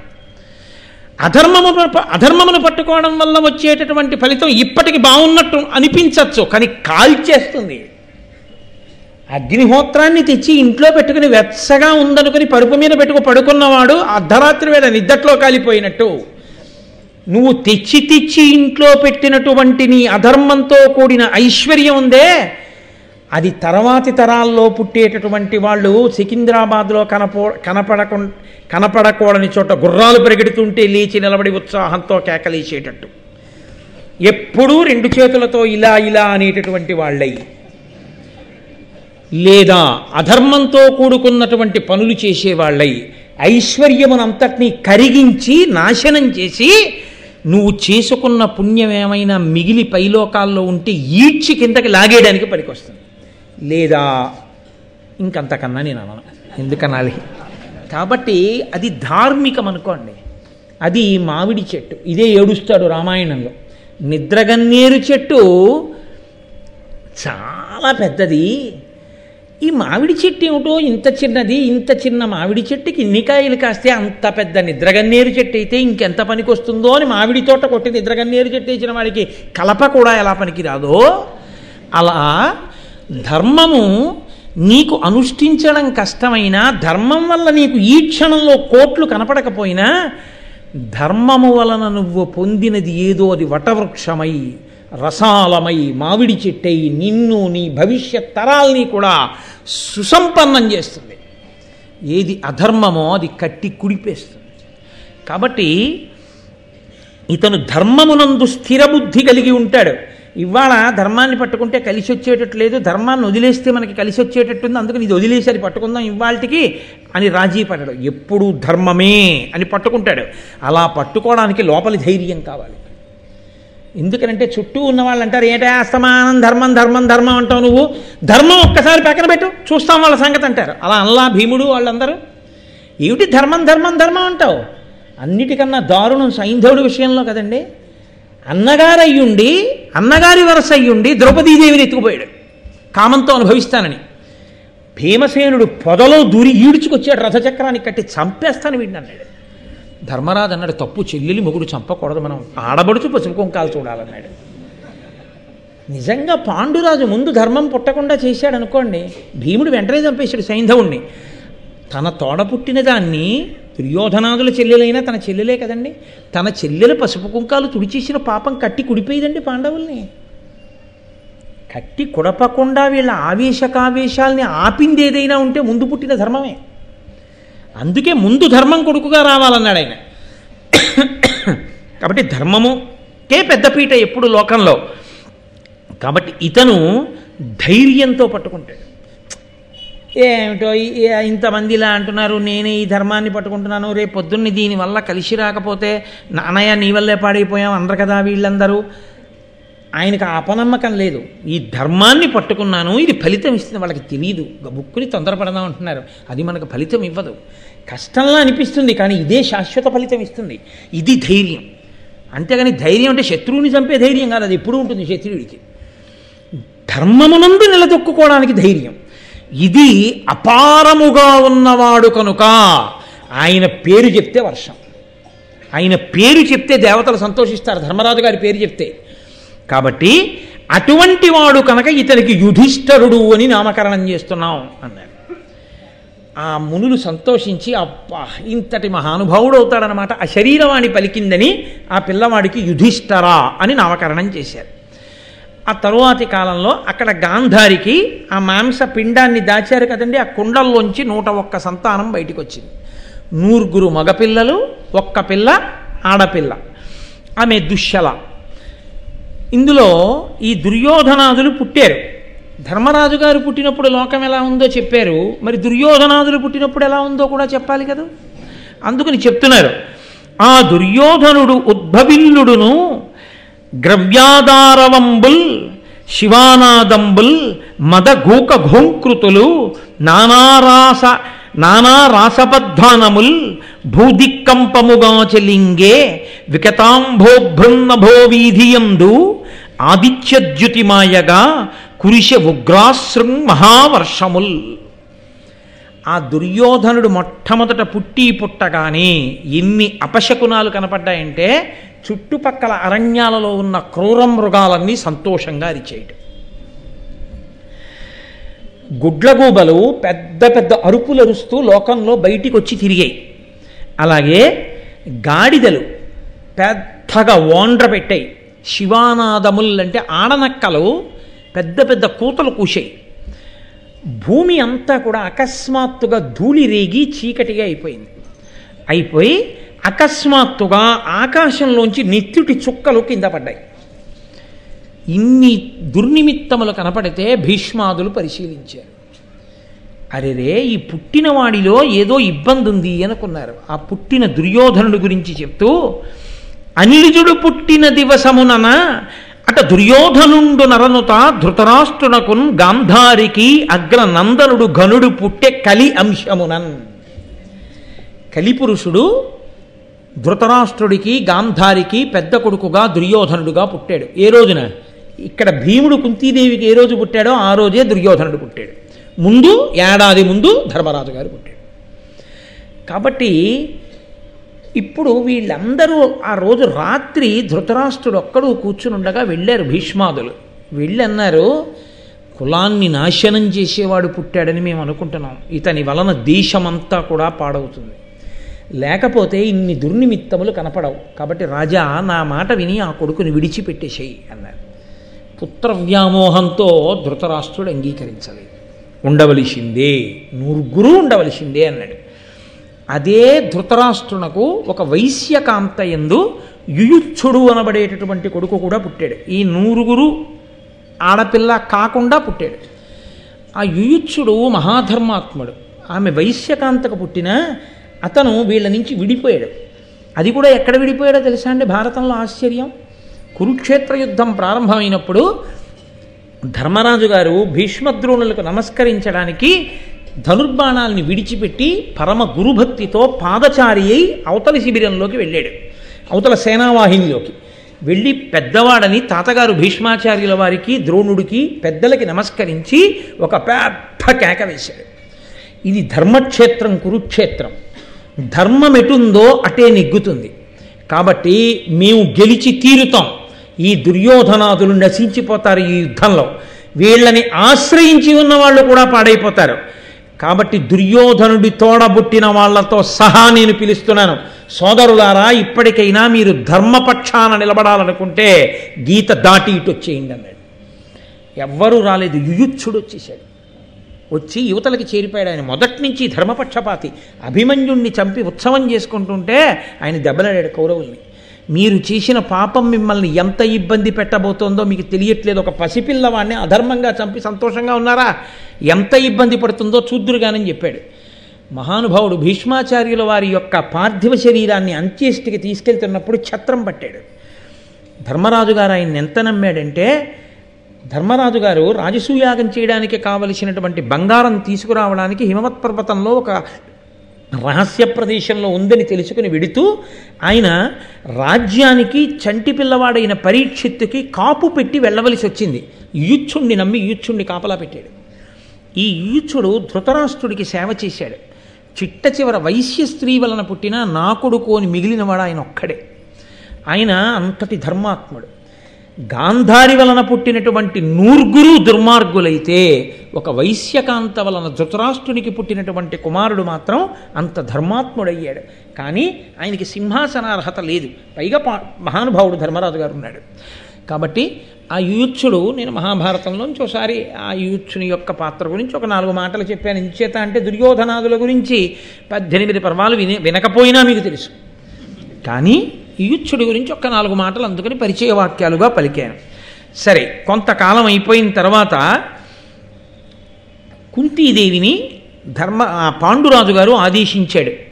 ఇప్పుడు సమస్త లోకములకు కూడా ప్రాణాన్నిచ్చేటటువంటి వాడు వాయుదేవుడు.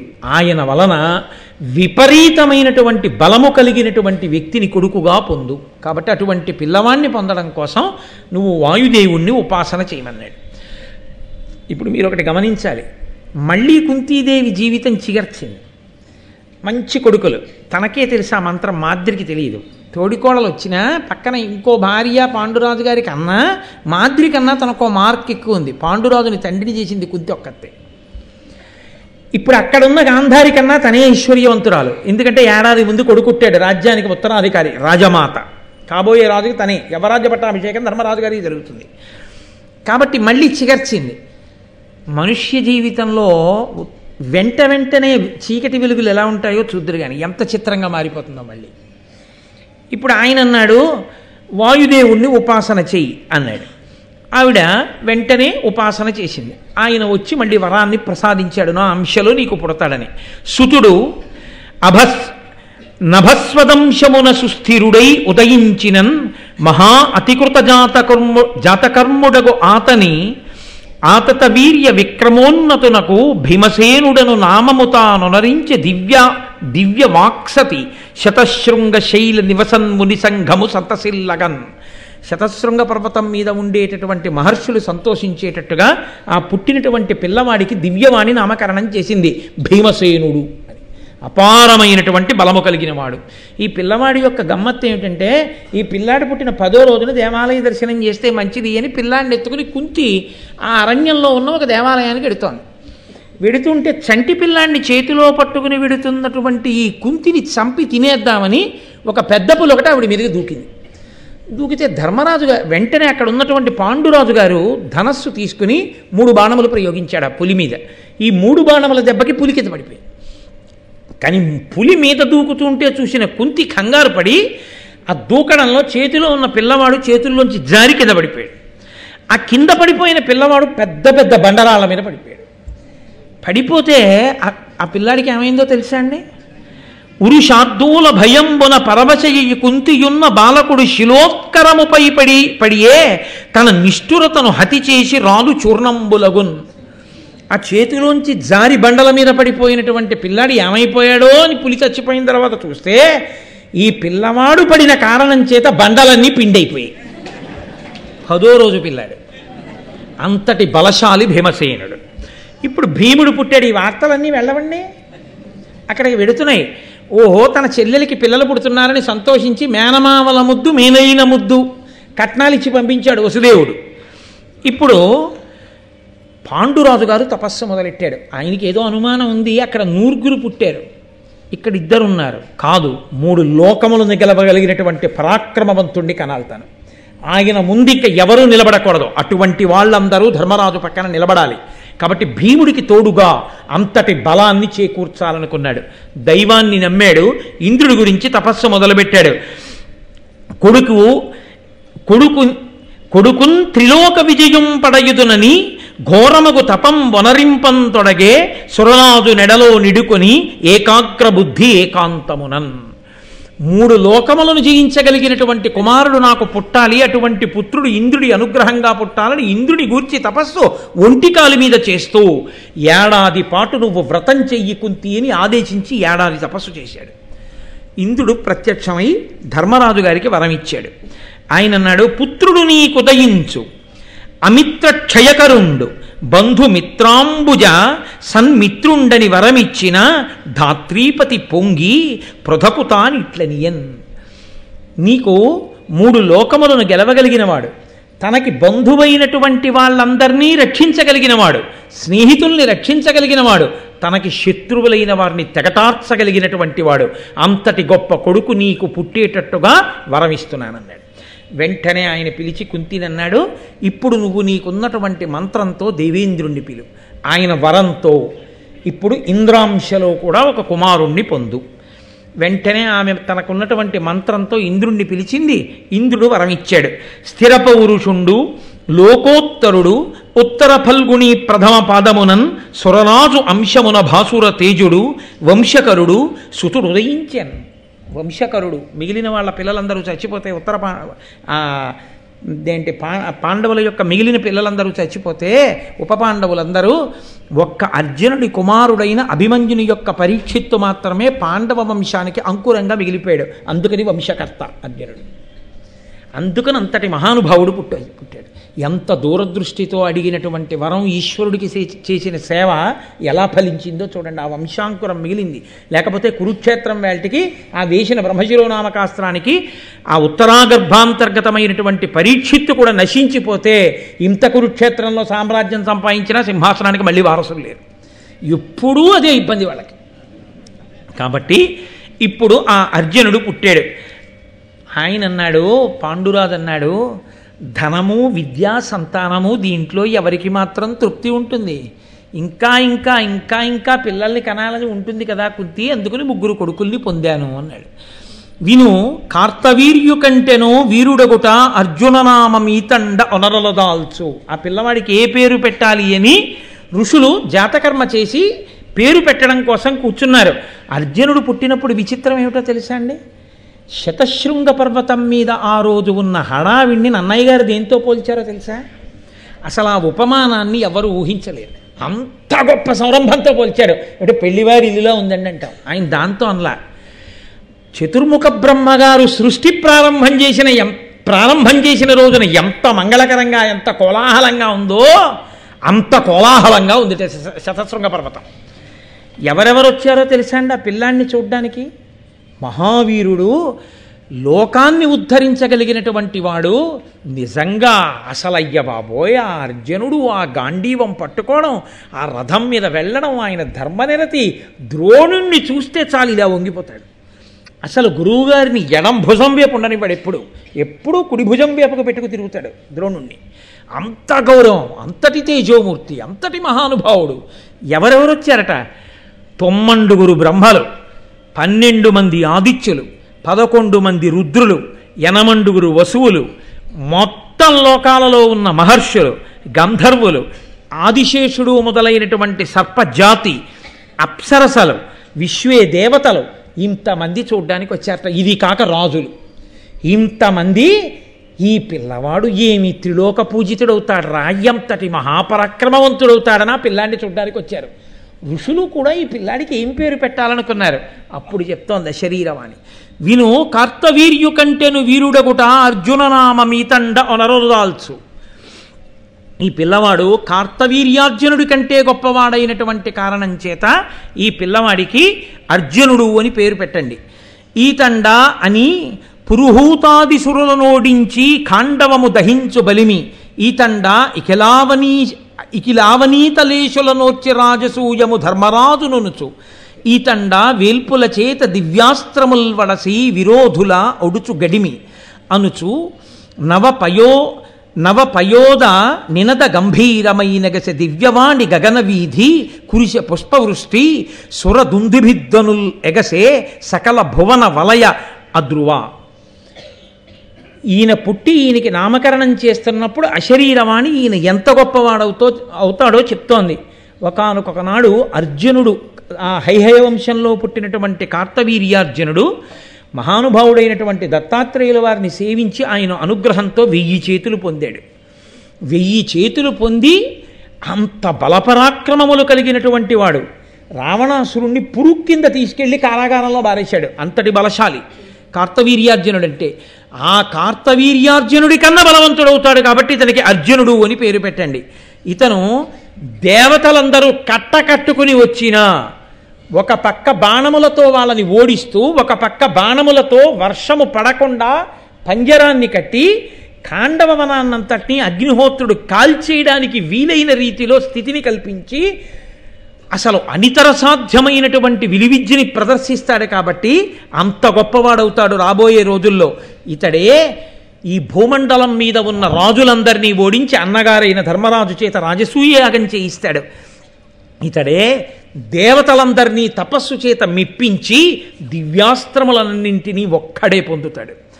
ఇతడే ఇంత గొప్పవాడు అని వచ్చినటువంటి మేఘం పెద్దగా ఉరిమినట్టు ఆకాశంలో అశరీరవాణి ఆనందంతో ఉరిమిందిట. వీడికి అర్జునుడు అని పేరు పెట్టండి అని. ఆనాడు ఋషులు పొంగిపోయి ఆ పిల్లవాడికి అర్జున అని పేరు పెట్టారు. 3 బిడ్డలు పొందింది. ఎంత కాదన్నా మాద్రి కన్నా ఓ మార్క్ ఎక్కువ కదండి. అటు కుంతి కన్నా అటు గాంధారి కన్నా ఓ మార్క్ ఎక్కువ కదా. పొంగిపోతూ సంతోషంతో భర్తతో కలిపి భర్తని తండ్రిని చేసినటువంటి భార్య, ఇది సార్థకత. కాబట్టి సంతోషంతో ఉంది కుంతి.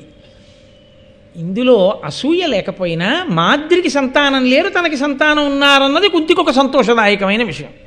ఒకరోజు పాండురాజు ఒక్కడే కూర్చున్నప్పుడు మాద్రి ఆయన దగ్గరికి వెళ్ళింది. వెళ్ళి ఆవిడంది, భానునిభుండు పాండుజనపాలుడు ఘోర తపంబు చేసి కోరిన కోర్కికిందగ కుంతి సుతత్రితయంబుగాంచే గాంధారియు అక్కడన్ సుతశతంబు ముదంబునరంగగాంచే నే బోరచి ఆడుపుట్టువున పుట్టి నిరర్ధక జీవితనైతి సంసార సుఖావహంబైన సత్సుత జన్మము కాన బోలమిన్. అక్కడ ధృతరాష్ట్రుణ్ణి పెళ్లి చేసుకున్న గాంధారికి 101 సంతానం. ఇక్కడ మిమ్మల్ని కట్టుకున్నటువంటి కుంతికి 3 సంతానం. ఒక్క ధృతరాష్ట్రుడు పాండురాజు అన్నదమ్ములు పెళ్లి చేసుకున్న ఆడవాళ్లలో అసలు సంతానం లేకుండా మిగిలిపోయిన దాన్ని నేను ఒక్కదాన్ని. లోకంలో ఎవ్వరికైనా ఆడపుట్టువ పుట్టి నిరర్ధక జీవిత, ఆడదానిగా పుట్టి బిడ్డల్ని పొందకపోతే ఆ జీవితము నిరర్ధకమైపోయినట్టు కదా. కాబట్టి నాకు మాత్రం అమ్మ అనిపించుకోవాలని ఉండదా.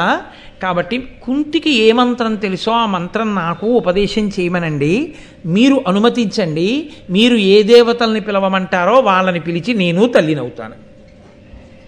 ఆయన అన్నాడు, చూస్తున్నాను మాద్రి, కుంతి బిడ్డలకి తల్లి అయింది, నువ్వు చిన్న బుచ్చుకు తిరగడం గమనించాను, నిజమే, నీ కోరిక సమంజసం, కుంతిని ఇప్పుడే పిలిచి నీకు ఉపదేశం చేయమంటాను, నా మాట కాదనదు అని కుంతీదేవిని పిలిచి నీకున్న మంత్రాన్ని మాద్రికి కూడా ఉపదేశం చెయ్యి అన్నాడు.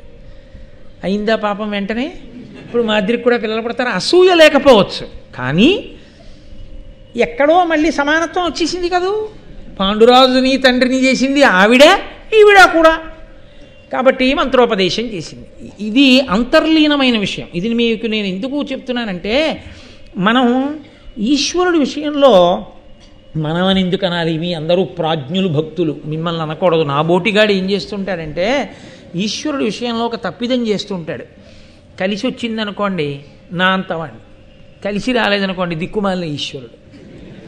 చూడండి ఎలా చేశాడో, ఎంత పూజ చేశాను, ఇదే నాకు ఇవ్వవలసినటువంటి బాధ అంటాను. నేను చేసిన కర్మ ఏదో ఉండకపోతే ఇంకా ఇప్పుడు భక్తితో ఉన్నానో లేనో కూడా తెలియదు, కానీ 4 మాటలు నామని చెప్పినందుకు ఇంత తగ్గించాడేమో కష్టానన్న ఆలోచన రాదు. మనుష్య జీవితమునందు సుఖదుఖములనేటటువంటివి చీకటి పగలులా, ఎత్తు పల్లంలా, ఓవర్ బ్రిడ్జ్ అట్నుంచి కష్టపడి సైకిల్ తొక్కినవాడు ఆ పైనున్నటువంటి బిందువు దాకా చేరిపోతే ఇంకా సైకిల్ తొక్కక్కర్లేదు. హాయిగా గాలేస్తుండగా అలా వదిలిపెట్టేసి పాటలు అవి పాడకూడదు, జాగ్రత్తగా చూసుకుంటూ సంతోషంగా మళ్ళీ కిందకి దిగిపోవచ్చు. ఎక్కేటప్పుడు కష్టం ఉంటుందేమో, వెంటనే కిందకి మళ్ళీ దిగేటప్పుడు సంతోషం ఉంటుంది. కష్టం వచ్చింది అంటే కనుక సుఖం ఉంటుంది, సుఖం వచ్చింది అంటే కష్టం ఉంటుంది. పెళ్లి చేసుకున్నప్పుడు అమ్మాయ మంచి భార్య వచ్చిందని సంతోషంగా ఉంటుంది. ఓ 2 ఏళ్ళు అయ్యేటప్పటికీ ఏమిటో పిల్లలు పుట్టట్లేదు, ఇంకా దక్షారామ కనపడినవన్నీ చెట్లకు కట్టేయడం, పుట్టలకు కట్టేయడం, కనపడ్డ వాళ్ళందరి దగ్గరికి వెళ్ళిపోవడం, వాళ్ళందరూ పుట్టింది ఈశ్వరుడిని సేవించేది, వీళ్ళకి సలహా చెప్పడానికి అన్నట్టుగా వాళ్ళ మీదకి వెళ్ళి అప్పుడు పడిపోయి అయ్యా నాకు బిడ్డలు ఎలా అని నిలదీసేయడం అన్నీ ప్రారంభమవుతాయి.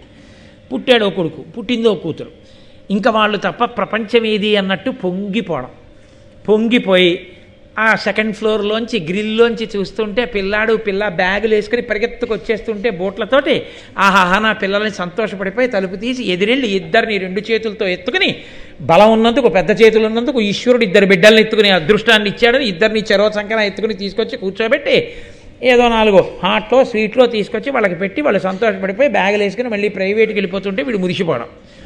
ఈలోగా వచ్చింది ఇంటర్మీడియట్, ఎంసెట్. ఇంకా టీ కప్ పట్టుకుని తల్లి ఒరే ర్యాంకు వచ్చేసింది. వాడు బీటెక్ చదువుకోవడానికి ఎక్కడికో వెళ్ళిపోయాడు. ఏమిటో పాపం వాడు ఉంటే ఈ వంకాయ కూర తినేవాడు, ఏమిటో పాపం వాడు ఉంటే ఈ మామిడికాయ పప్పమ్మ అనేవాడు, ఏమిటో పిచ్చివాడు అక్కడ ఉండి ఆ హాస్టల్ తిండి తింటూ ఎక్కడో ఉన్నాడు. బుడుక్కుని సాంబార్ పోసేస్తారట అక్కడ, ఏం తింటున్నాడో ఏమిటో అని వీడి ఇక్కడ తినలేక బాధపడ్డాం. ఓ పక్క వాడు ఇంజనీర్ అవుతున్నాడని సంతోషపడ్డాం. ఈలోగా ఫోన్లే కొడుకుని కూతురులోనే చూసుకుని సంతోషంగా ఉన్నాననుకో. ఆ కొడుకు ఇంజనీర్ అయి కాస్త ఉద్యోగానికి వెళ్ళిపోయే లోపల 6 నెలలు ఉండే లోపల కూతురు పెళ్ళైపోవడం. అయ్యో ఆడపిల్ల వెళ్ళిపోయింది ఇప్పుడు అత్తవారింటికి అని మళ్ళీ అదో బెంగ. ఆ పిల్ల గుర్తొచ్చినప్పుడల్లా ఏదో బాధ. ఏమీ ఇప్పుడు అమ్మాయికి ఏం నష్టమేం లేదు, కానీ పితృ సంబంధమైనటువంటి బెంగ. అయ్యో కూతురు. ఆ కూతురు సరే అత్తవారింటికి వెళ్ళిపోయింది. ఈ కొడుకు ఉద్యోగం వచ్చి వాడు వెళ్ళిపోయాడు. వాడిని సెలవు పెట్టరా అంటే వస్తాడు, కానీ పాపం వాడి ఉద్యోగం అందుకని అడగలేడు. వాడికి ఉండేది శని ఆదివారాలు. ఎన్ని వారాలు వచ్చేయమంటావు? ప్రతి వారం. నేను ఎప్పుడో ఒకసారి తొలుక్కని మెరుపులో వస్తాడు, వెళ్ళిపోతుంటాడు. ఇప్పుడు మళ్ళీ గ్రిల్ దగ్గర నించున్నాడు. పిల్లలు అలా వెళ్ళిపోతూనే ఉన్నారు స్కూల్ నుంచి. ఇలా నా పిల్లలు కూడా వస్తుండేవారని ఏమిటి మిగిలింది మనకు ఆఖరికి? పెళ్ళైనప్పుడు ఇద్దరం ఎలా ఉన్నామో ఇప్పుడు మళ్ళీ ఇద్దరం అలా ఉన్నాం. ఉండడానికి ఉన్నారు పిల్లలు, ఆవిడేమో అక్కడ వీడేమో ఇక్కడ. ఫోన్ చేసినప్పుడు చెప్పడం, మీ అమ్మకి జ్వరంగా ఉందిరా అని చెప్పడానికి కూడా బాగుండదు. చెప్తే పాపం పిల్లలు బెంకెట్టుకుంటారు కదా, మీ అమ్మకి ఏమిరా లక్షణంగా ఉందని అబద్ధాలు. ఏమిటి మన మళ్ళీ ఇద్దరం. ఏదైనా ఇంట్లో మధుర పదార్థం వండితే నేను అది తినడం. ఏమిటి సంతోషం? ఏరి ఆ పళ్ళాలు పట్టుకుని వాళ్ళు సంతోషంగా ఇప్పుడు అని ఎక్కడో కుందడం. మళ్ళీ ఓ మనవడు వస్తాడో మనవరాలు వస్తుందని మళ్ళీ ఓ ఆశ.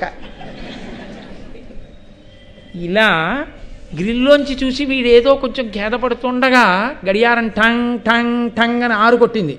6:15 అయితే దొరగారు వస్తారు, భారతానికి వెళ్ళాలని లోపలికి వెళ్ళి పంచి కట్టుకోవడం కదండి. ఏది ఎత్తు పల్లం ఇదే కదరా చెప్తున్నాం. భారతంలో ఇంతకన్నా ఏముంది కనుక. కానీ ఈశ్వరుడు శాశ్వతం కాబట్టి భారతమే బాగా చెప్పుకుని తరిద్దాం. ఇవన్నీ ఉంటాయి, తప్పదు, ఏం చేస్తాం, వెడుతుంటుంది మనసు అనుకుని సరిపెట్టుకుంటుంటాడు, అంతే కదా. అది భారతంలో పైకి కనపడకుండా పాత్రల యొక్క కష్టసుఖాలని ఎంత అందంగా తీసుకొచ్చి చూపిస్తారో. కాబట్టి ఇప్పుడు మాద్రికి పిల్లలు పుట్టారు, సంతోషమే. పాపం కుంతికి అసూయ ఏం లేదు, అలా అనడానికి కూడా లేదు. కానీ మీరు కుంతి పరంగా ఆలోచించినప్పుడు మాత్రం మళ్ళీ కించిత్ ఎక్కడో కిందకి దిగిపోయినట్టు అయిపోయింది. మాద్రికి బిడ్డలు పుట్టారు. ఆయన పాండురాజు గారు అన్నాడు, ఈ లోకమునంతటినీ కూడా రక్షించేటటువంటి మహానుభావులు అశ్వినీ దేవతలు, వాళ్ళిద్దరినీ స్మరించు, వాళ్ళిద్దరి వలన బిడ్డల్ని పొందు. ఆవిడ ఇద్దరినీ స్మరించింది, ఇద్దరు వరం ఇచ్చారు, దానివలన నకుల సహదేవులు పుట్టారు. చాలు, నీకు కవల పిల్లలు పుట్టారు చక్కగా, 2 పిల్లలు, ఆవిడికి 3 పిల్లలు. ఇప్పుడు రాజ్యం లేకపోయినా శాపం ఉన్నా పర్వాలేదు, 5 కొడుకులు చక్కగా వాళ్ళందరూ పరిగెడుతున్నారు, వేదం నేర్చుకుంటున్నారు, ఆ శతశృంగంలో ఋషుల దగ్గర పాఠాలు నేర్చుకుంటున్నారు. మహాతేజోవంతుడు, వాడు కింద పడితే రాళ్ళు ఇరిగిపోతాయి, ఒకడు అద్భుతంగా బాణాలు వేస్తాడు. ఇంతంత వాళ్ళు ఇంత గొప్ప వాళ్ళు అవుతారు.